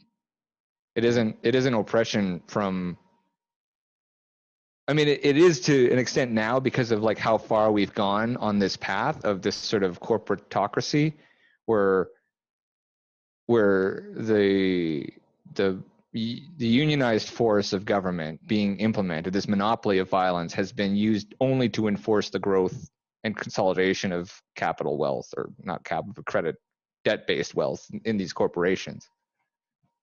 So it's like, at this point, they're buying up everybody's houses. Like, there's no opportunity. Not even the middle class has been completely destroyed, and the working class has no options. So now we can just work. That's the only option. And yeah, that's going to affect vulnerable communities more, because like when we're pushing people to that level of poverty, like, you know, people are going to form into gangs. They're going to hire their friends, and their friends are going to likely have the same skin color as them until the system grows to start incorporating other people. You get the odd, multicultural group of friends, but like for the most part, like your family might look like the next, so it's going to appear on the surface to be racist, is I guess my point. Mm-hmm. When it's just the natural, like, yeah, and if there's less of somebody in this community and they've got less money to start off when this lockdown happens, it's just going to exacerbate that. But I mean, they're 100% right. It's definitely affecting minorities. It's more oppressive to minorities than to the majorities. Mm-hmm. It's I see. Sorry, my fan. I like Apple because they gave me a computer without internal cooling. Like it has internal cooling, and it's the whole media. For media people, they sold me on this Mac, and I like it because I use GarageBand or whatever. But like it's got one fan inside of it. Mm-hmm. Drives me crazy. Yeah. Yeah. So capitalism bad because racism, but that's just because of like literally the army running interference on challenging corporate structures. Yeah, I think the police force also hasn't had the opportunity to actually catch up with technology. Before cameras were available, there was a lot of police brutality, and now people are actually starting to realize, like, oh well, we have to actually train police officers to be better at their job. We have to increase training opportunities. There's no way to train them to do the job that we want them to do. Like they have to do domestic disturbance, and then also like for some reason take on drug dealers who are dealing with a product, like I said, that is extremely lucrative, and they have to do it in an orderly way. And then they also have to like stop people from littering and speeding. Like it's the laws. It's the fact that we're trying to get, because a cop should just be some guy that we've decided is in charge of like beating up the guy that we need to have his ass kicked because he's out of line. Mm-hmm. And only when people do things that are worth kicking somebody's ass over are when the cops should show up. And maybe they shouldn't even do that. Maybe they should just show up and document the history of the crime, because that's usually what they do anyway. I don't want to go full libertarian gun nut, but like it just seems to be that waiting for the cops to show up while somebody's trying to commit a violent crime against you is not ideal. It's not a very good response. And why are the cops worrying about whether or not people sell things to each other? Like it doesn't make any sense. Like why an army would be, like the king wants his taxes, I guess, is basically. But again, if you start thinking of it in terms of economics, it's like, why are they not allowed to do that? Well, I mean, quite literally to oppress like malnourished, underdeveloped regions. Well, that was something that Owen and I talked about as well, was what the actual cost-benefit analysis would be if you were to decriminalize drugs. And it seems to be that if you were to decriminalize drugs, it would actually be more beneficial for the people that are drug addicts, because they're not, then as you said earlier, then the cost actually comes down a ton, and people aren't spending all of their money on drugs. And they don't have to hide their behavior, and they can go to the rest of society when they run into contract disputes. Mm-hmm. They don't, there's all sorts of reasons. When you bring something into the light, the best disinfectant is sunlight, right? Basically. Yeah. No, it's just like, to me, it just makes total sense that an oppressive government or oppressive system of any kind would attack things that are the only outlet of like opportunity, the only opportunities that some people are presented with. Like the war on drugs shut down the civil rights movement, or rather moved the civil rights movement into grievance culture, if that makes sense. What do you mean by that? So like the civil rights movement had a reasonable claim, more of a Malcolm X guy than a Martin Luther King guy. But basically, like, it's like, okay, well, what we want is to not be, we don't want cops targeting us and shit like that, right? So they start pushing back with a reasonable position. They've got a lot of middle-class white people behind this movement. It's an anti-war movement as well. And it's all kind of it's culminating in basically an anti-oppressive movement where we want freedom and liberty, and we want you to ensure our rights collectively. And the way to break that up is the war on drugs. So, you bring in heroin from the very war that the people are protesting, you bring it into black communities. And then you up the ante on prosecution. So, and then now you can take all the fathers away and throw them in jail and just wait a couple generations, and you end up with a pretty destabilized community, right? Mm-hmm. And because of that, now you can use those statistics to create like the sort of next phase of a grievance, right? And so now we got Black Lives Matter. But like, yeah, they just wanted, it started with just, civil rights. Mm-hmm. And by way of interfering with both the marketplace of ideas, but also like literally just the economy, by altering how much of a contraband is, like how illegal a contraband is, it exacerbated and steered it towards a more violent conflict than an intellectual one. Interesting. I don't think I'd ever heard that perspective before, but I know that crack cocaine is. Yeah, there you go. Like I didn't want to, because that's like a conspiracy theory. A lot of people don't want to hear. You know what I mean? No, I think that's at least in my opinion, I think that's well documented that crack cocaine was it was prosecuted harder than cocaine was. I've heard different reasons for that, but I definitely think that. Well, yeah. So like the Marxist side is going to tell you it's because it's anti-black, right? Mm-hmm. And then the white side is, I don't know, but like the black communities were asking for that because it's detrimental to the community. So that's the irony, is that you got to trick people into asking for the authority, which is what we're witnessing right now at its sort of penultimate, or its zenith. I've never seen it like this level, right? People begging to be oppressed. So what happens next? What do you think? I'm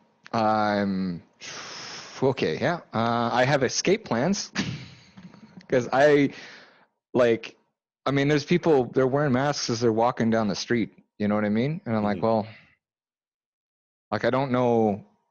What a perfect metaphor for disconnecting people from each other. Like it was enough to get everybody watching the sort of chattering cyclops and playing games online and talking to each other through our phones and not really connecting to each other. Now you can't really even see somebody smiling.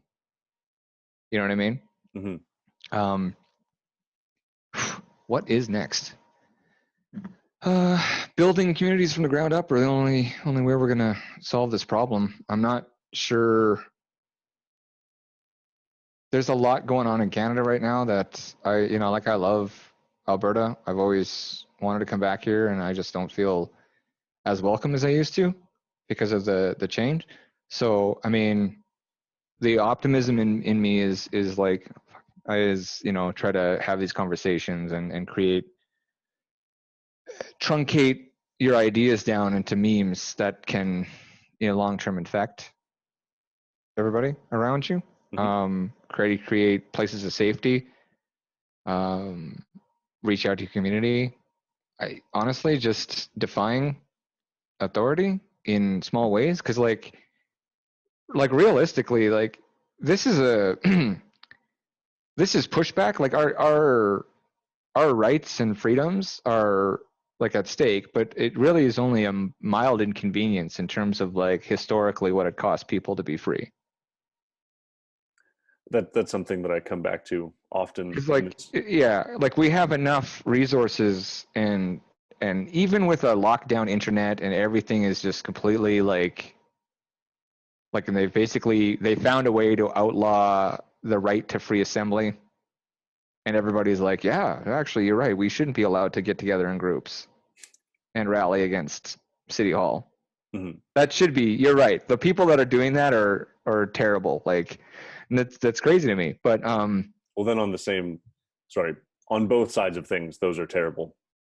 The devil is the person opposite to you, where if you want to get together and protest in front of City Hall, then you're someone that's actively spreading a deadly disease. And then also, if you're someone that is protesting City Hall, you look around and see everyone that isn't willing to stand up to the authority and the government. So I think both of those are appropriate perspectives. And Yeah, it's interesting. They really got us between a rock and a hard place intellectually. Like and I think that's the whole point of limiting discourse. Like I said, language is an evolving and collective effort that we agree on. So, like I said, like if the majority of people don't want me here the way I behave, then I need to consider whether I should be here. But like this sort of mass exodus from California is bringing, it was pushed to the point where these people wanted to leave, but like they put up with everything prior to that. So they're bringing those ideas and that level of oppression to other areas that were like not really interested in 1/10 of the level of authoritarianism that I was going to say California was willing to put up with. It's fucked, man. I don't like I said, I think like I got one foot in taking care of myself and like thinking about like having physical gold and silver, because like we're kind of in Weimar Germany, and I don't know, like traditionally what happens is this sort of we call it a democratic socialism. Like, I mean, like Plato outlined the 5 regimes or whatever, right? And like, so democracy is one step away from tyranny. Now, what that tyranny looks like is, if we hang on to the democracy part, you end up with sort of a communist, social democratic version where you're generally killing like clergy and lynching the spiritual side of things and any kind of like heretic, essentially, right?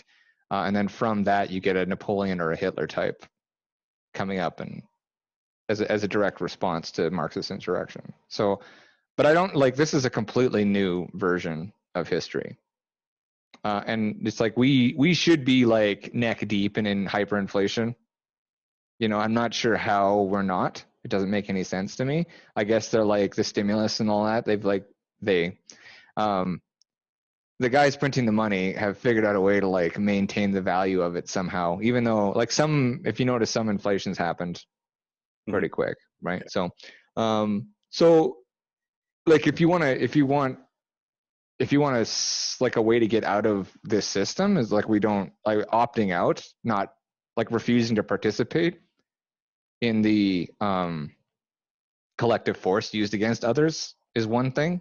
Like, we could create our own currency, which is what some people have tried to do. That's very liberating. But the bottom line is like, we need to be inconvenienced. Now, losing your job for speaking out is very inconvenient, and like, you kind of need a wife that's going to support that kind of conflict in your life. So if like a family person, I don't know if you're interested in procreation or not, but it seems it's generally like an underlying driving force in a lot of people's behavior. So like a family is not going to go against the grain that much. Yeah. Until it's too late, which is generally like, this is a leverage point, right? This is why we are where we are. It's because a lot of people, like, it's very inconvenient. And it's like, with so many options for mating and reproductions, you're going to end up with a lot of hypergamy. And so you don't really want to not have what little resources are allowed to this generation, mine and yours. Because there isn't, like, the boomers kind of sucked it all up, right? And it's this is why also you get the performative virtue signaling, because we have to peacock instead of having resources to attract mates. So, I mean, I think the first step is accepting this position that you're not going to be a rock star, that kneeling is like, you will be forever at the mercy of your masters when you do that. Thinking of things in terms of game theory and why why the rhetoric is the way it is another really good step. But like, these aren't actions, right? Like, you have to accept that, I mean, to be effective in battle, a warrior has to accept death, essentially, right? So you need to accept the ramifications, and then from that position, go out into your community and try to make the change you want to see in the world, which is, I mean, that's kind of hippy dippy. Very romantic. Well, it's true though. I mean, it really is just, again, if you can create a medium of exchange, some sort of hour per hour based currency of time, where you trade on a blockchain version of like time, or even just a blockchain currency.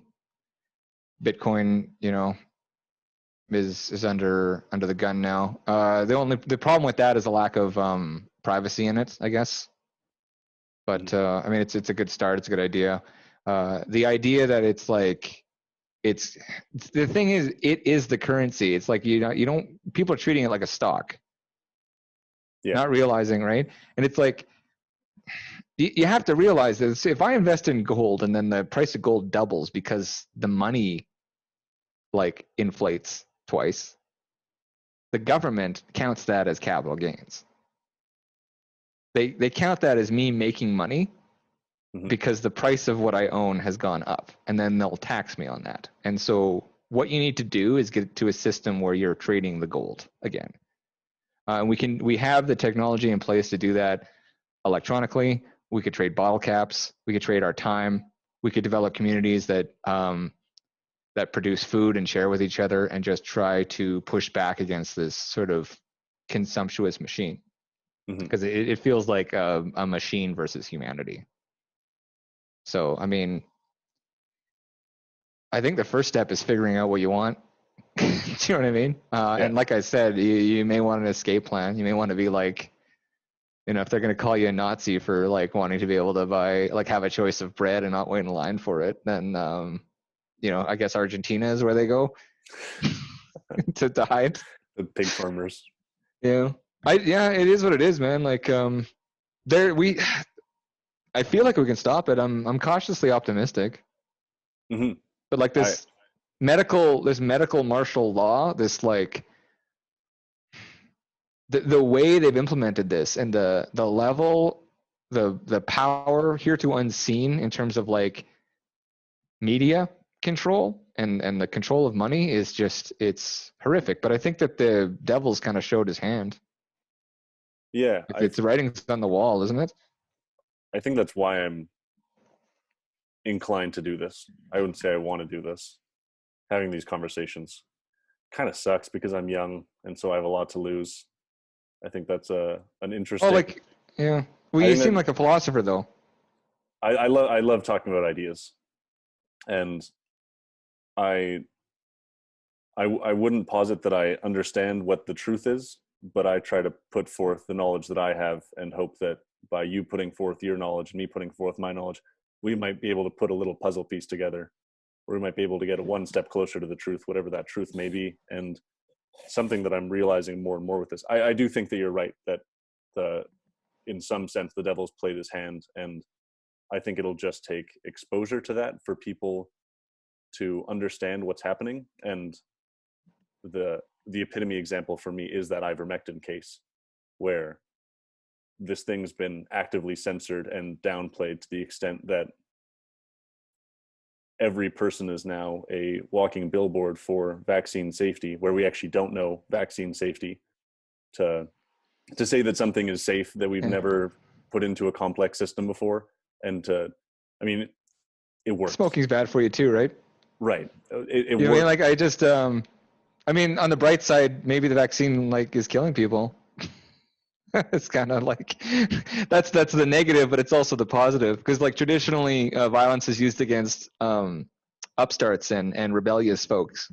So if it's punishing submission from if I'm looking at just a chessboard, this is a terrible thing to say, to go out on. So I we want to bring this back to something lighter. It's like, there was a second there where I was going to call you a son of a bitch, but now from that perspective, I definitely understand where that comes from. I wasn't actually going to call you a son of a bitch. Maybe I was just going to think it for a little bit. Fair enough. No, you should. I should that's the kind of conversations you want to have, right? Where somebody has a instinctive rejection of what you say and then processes it. The violence, this sort of like focused level of conflict and friction is much better than if we build it up and then send an army to another country to take their shit. And again, politics is just fooling people into using what would otherwise be laudable qualities into hurting other people, so that the people that are doing the trickery are getting extra portions. Yeah. And on that same vein with the vaccine, I think that if people understand that the thing that they've been pushing for is actually maybe not, it wasn't the best thing that we could have done. There were better options, but those were actively dissuaded and censored and oppressed. Then I think people, my hope is that by people understanding that, we can take a look back and say, well, maybe I was wrong. That's my whole thesis towards this idea is, what if we're wrong about this? What if we're wrong about that? Wouldn't it be better if we just had open discussion towards everything, and then we could actually come towards a truth by a Darwinian process of evolution and the evolution of ideas? I think that's far superior. So I do think that a lot of horrible ideas are going to come out of that, but I think that that's something that we have to be willing to accept to come towards the truth. Yeah, I find meeting people at the finish line, because like that's an interesting rational like discussion basically, right? And it's like I like the Socratic thing, but it's like, to me, I just care whether or not I have to do something or don't have to, and then you need to justify why I have to do something. So like if I can get right down to the brass tacks in terms of like, it doesn't matter. I mean, it matters to me that the truth is being told. Like that's important, but like the truth being suppressed wouldn't have the same effect if we had like hard, fast liberty. So it would outperform the need for seeking truth, which is what's interesting to me. So like it wouldn't really matter if vaccines are good or bad, or this one in particular, and if you're like if what you're talking about is snake oil or not, it wouldn't really matter, because I could just do what I want and pursue the knowledge as much as I'm willing to, and I could have people that I talk to about it. But again, like you've got to put effort into that. So it would incentivize, I mean, buyer beware, basically, right? I mean, we had the food pyramid for a long time. I'm pescatarian now. Like I was raw vegan for a while. It pushed a lot of like trauma out to the surface and got me, to a better position. And then I started examining like vitamin E and D and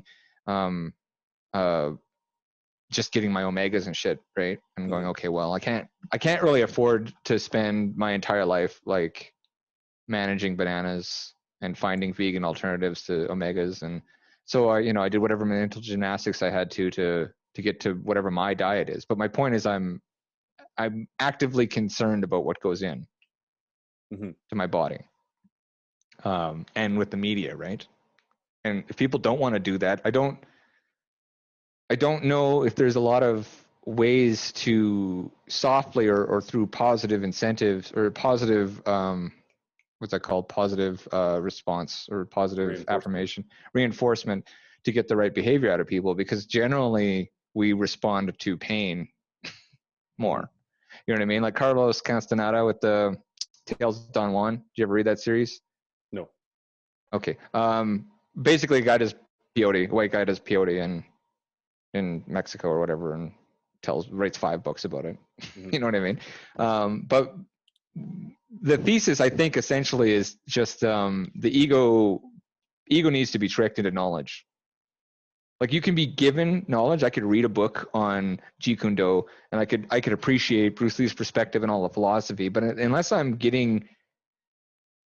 still going to like be drawn to form in martial arts, because like my mind has like a structured masculine sort of logical thing, and I want to create like katas and do that. So like in order to truly take on this knowledge that Bruce Lee wants to give me, he needs to beat me up, or I need to lose a fight. Yeah. If that makes sense. Now wizards, if you roll an 18 on your intelligence, you can be a wizard and you can pursue knowledge for knowledge's sake. And there are some people that can do that, but the vast majority myself included, on many topics, needs to be tricked into information, new information. Mm-hmm.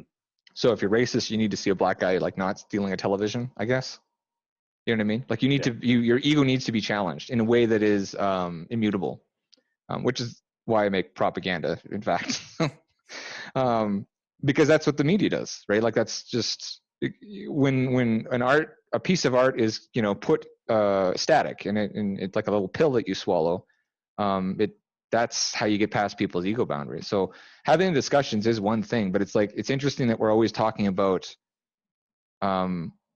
like what the best outcome is for forcing people, when not forcing people. And I'm not a huge fan of Darwin even, you know what I mean? Like those ideas are limited.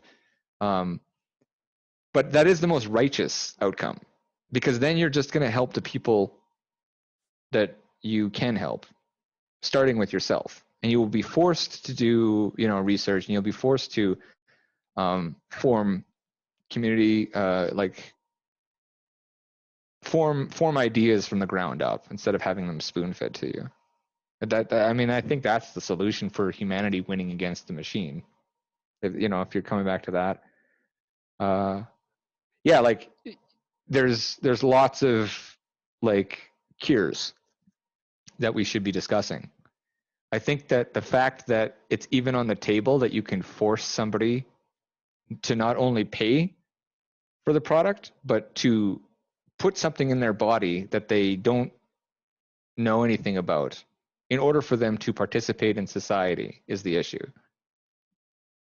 Not whether or not we're having rational conversations about what the cure should and shouldn't be. It's like, if I want to die of this virus because I don't want any of the cures, that's my right.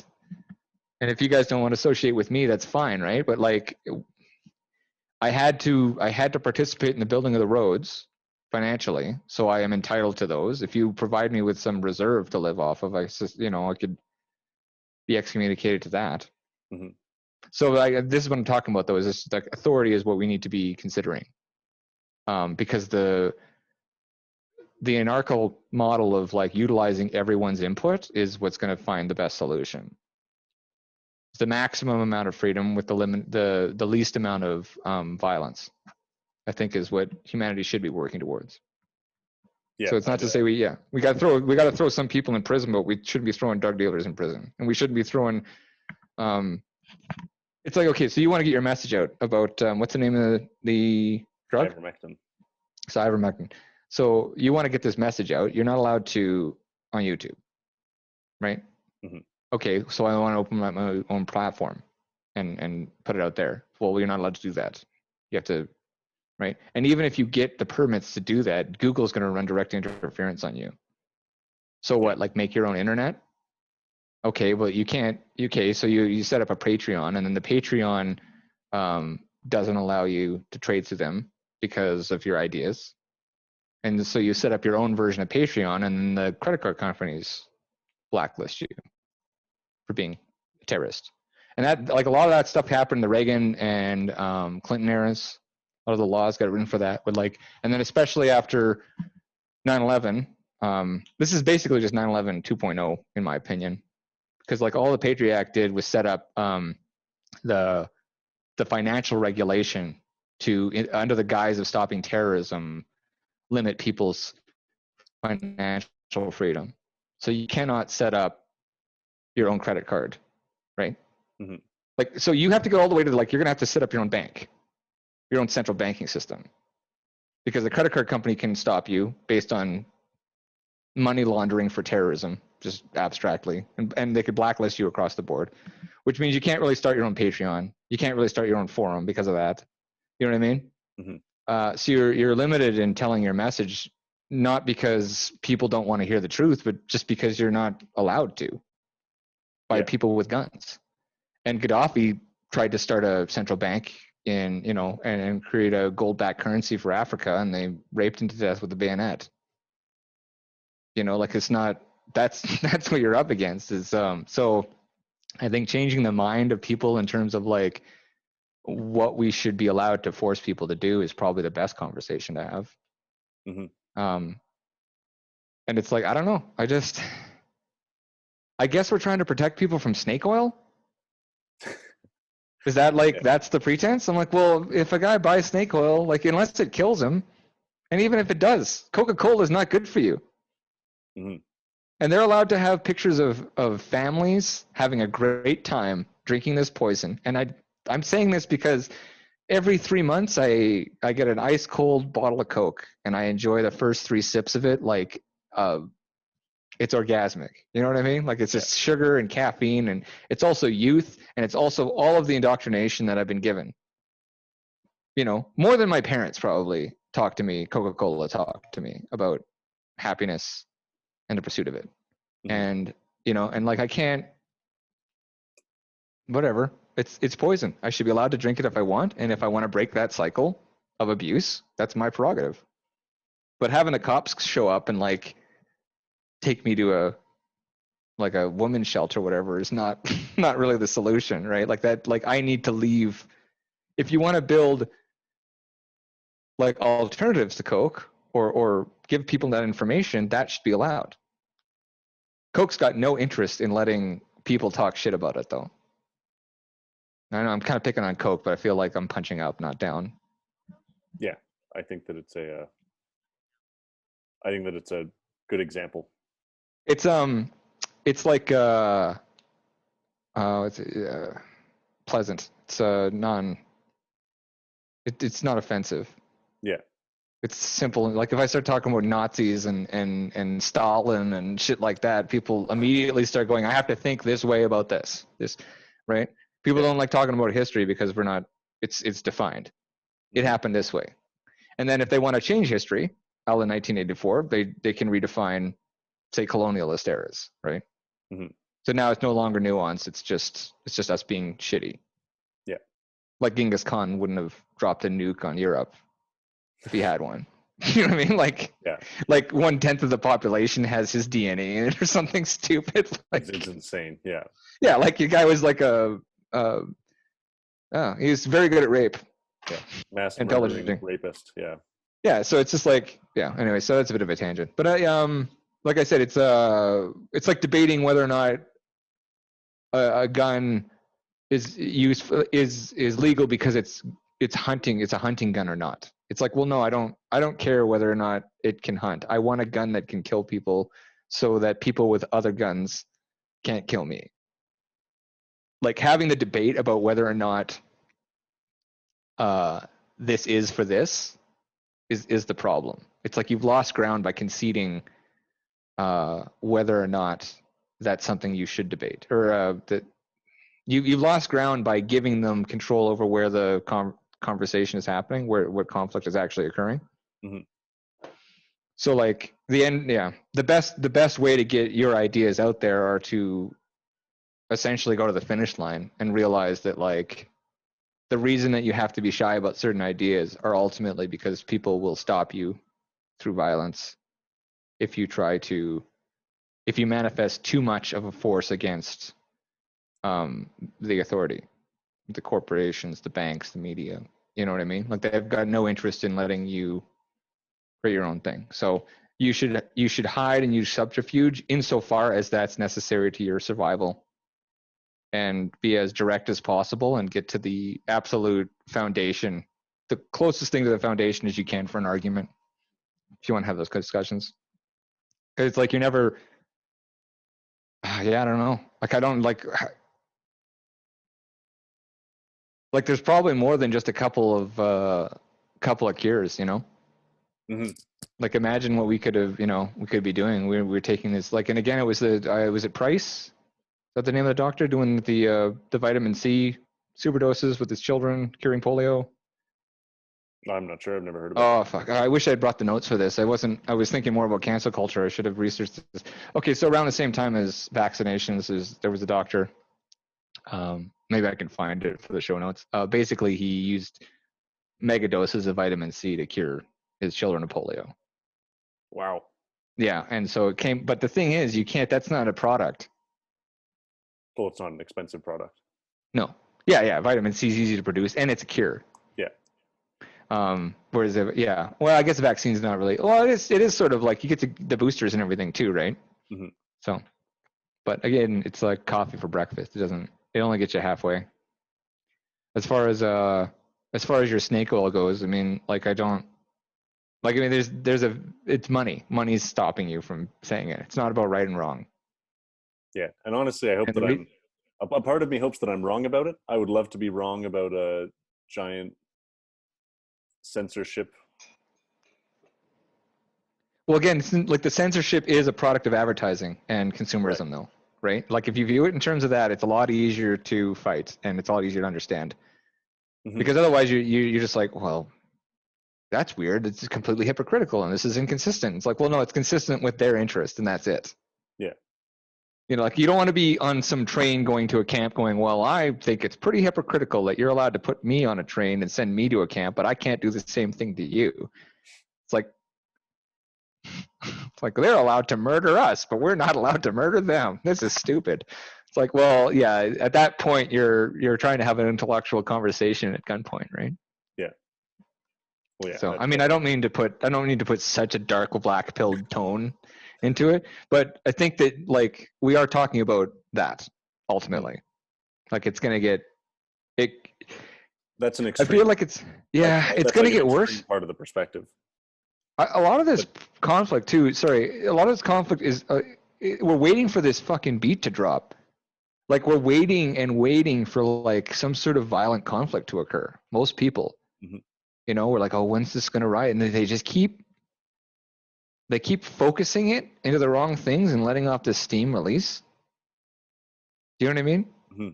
Like Trump was a really great lightning rod for anger and fear, and he also relieved a lot of sort of stress that was built up, pressure that was built up on the so-called right. Economically, the people that economically minded going, okay, well, this is kind of a win. He's masculine, sort of toxically so. He seems to care about American identity, you know, and so it sort of relieved the pressure. Like from an accelerationist standpoint, I mean, they're almost right in the sense that we should just get this party started, you know. But even saying that is, I mean, that's tantamount to hate speech, right?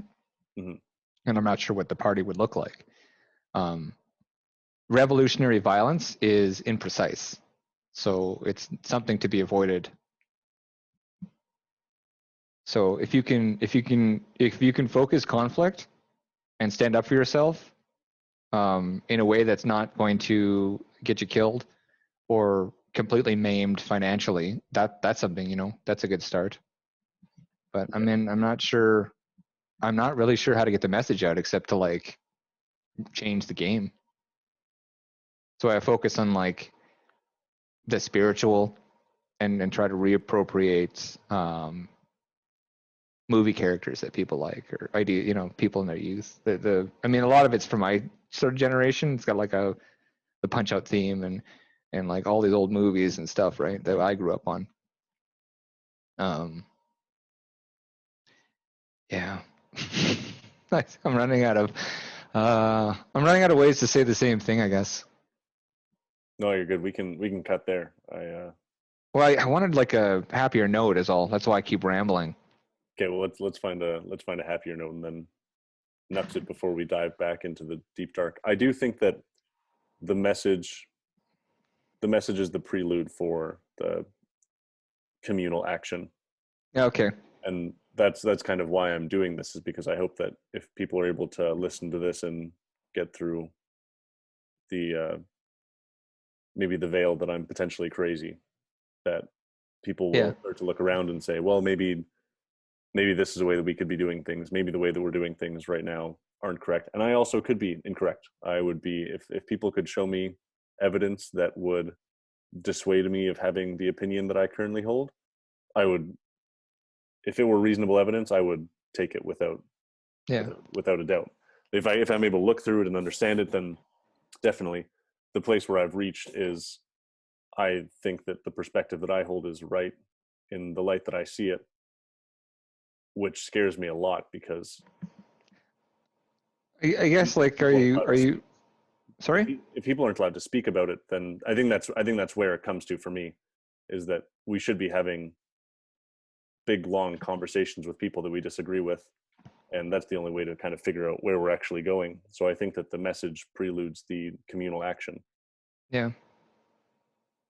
They tend to bring the action to the community. The proverbial sheriff. So I guess, I mean, I just think people should consider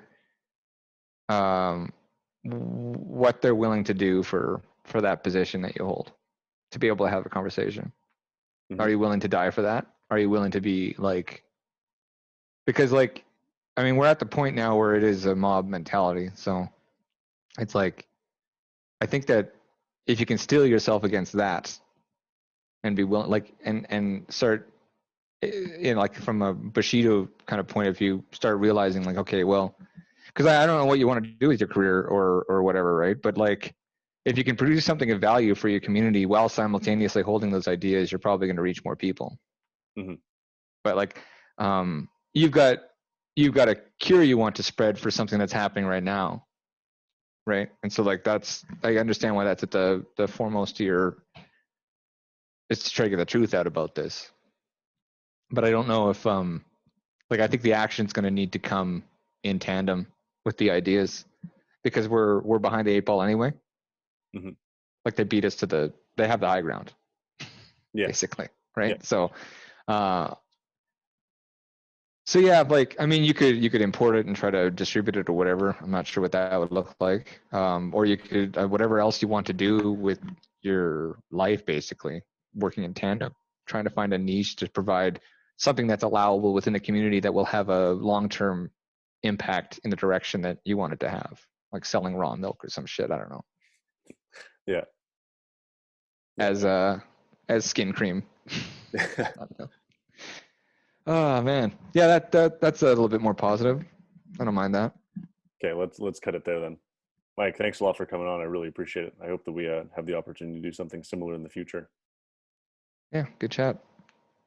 What was I saying about, okay, Japan, right? So like, Japan couldn't invade America because behind every blade of grass there would be a rifle. That was the Japanese commander's position. And it's like, basically, you need to make it as inconvenient as possible to dominate you. Mm-hmm. If you don't capitulate, then for little things, then it's a lot easier to survive larger forms and more direct forms of oppression, because they never get to the point. Yeah. It's like, you can't, I mean, the Germans ran the numbers on like Switzerland, you know. They didn't just respect Switzerland's autonomy. They ran the numbers and went, well, there's no way to invade Switzerland. Like, there's everyone there. Everyone has a gun, and there's mountains. Same reason you can't invade Afghanistan, which, by the way, was producing the least amount of opium in its history in the year 2000. And oddly enough, for some reason, we needed to invade them the next year. And that was all on the back of me saying that I appreciated your perspective that liberty outperforms. Yes. Very quickly, or at least not very quickly, but over time, if people are able to make their own decisions. Yeah, and then like, you can, I mean, certainly you can implement authority when you have to, when it's important, or when it's required. But like, we just need to realize the heavy cost of that. Mm-hmm. Like, a government, you know, I would call myself minarchist, I guess. I don't know, like 1/3 fascist, 2/3 libertarian. Like, you know, what can you do with less is what I want to see, right? Which is what the corporate or the capitalist model is built on, right? Build a better mousetrap, or whatever. But again, it's just like, if you're talking about solutions, make it inconvenient to dominate you, as inconvenient as possible, without sacrificing yourself, or martyr yourself if you want. If you want to get the message out, then yeah, put yourself up on a cross and let yourself be done like that, you know. Mm-hmm. But that's not for everybody. Yeah, not sustainable over time. No, I think you're better off having like kids and teaching them to respect other people, and then just making it like I said, if you're talking about a vertical farm being sustainable for a community, and I'm like, okay, yeah, but then they're like, some guys with guns or weapons, whatever, that might have been swords before, now it's guns, will show up and take your shit, or they'll demand tribute. And it's like, the equilibrium between you and that authoritative force is like your warrior class, essentially. Like, how convenient will it be to dominate you? Mm-hmm. Are you all just a bunch of artists, or does everyone have a rifle kind of thing, right? And that's kind of the gun nut mentality, which is I think why the media attacks it so much. Because like it's like every community maybe shouldn't have the same mentality as Waco, but it should be that hard to take somebody's farm. Yeah, well, I think that's a perspective that never really gets explored. Is well, because again, it's like we're indoctrinated to think that that's crazy, or that like I want to go to a mall and shoot it up because I think that, right? And I'm like, no, I want my apartment building or my community to be so well and anarchically defended that the idea of showing up here to impose an unethical will upon us would be horrific. And then they look at the ledger of how many soldiers it costs them to take this region, and they're like, okay, well, we'll just not do that. We'll tax them only as much as won't cost, you know what I mean? Because the American Revolution was founded on like a single tax, right? Essentially, the British were trying to like tax them for all sorts of things, and they let it all fly because they couldn't, you know what I mean? It wasn't worth fighting over. And then and the whole tea thing. So like I said, it's just basically make it inconvenient to dominate you. And you were asking for a solution, and we couldn't find like a bright side, and that's the bright side. It's just owning your life and your decisions. Perfect. Mic drop. Better? Yeah. Mic drop. All right, so cut it, and then we'll say goodbye, and I'll go take another piss.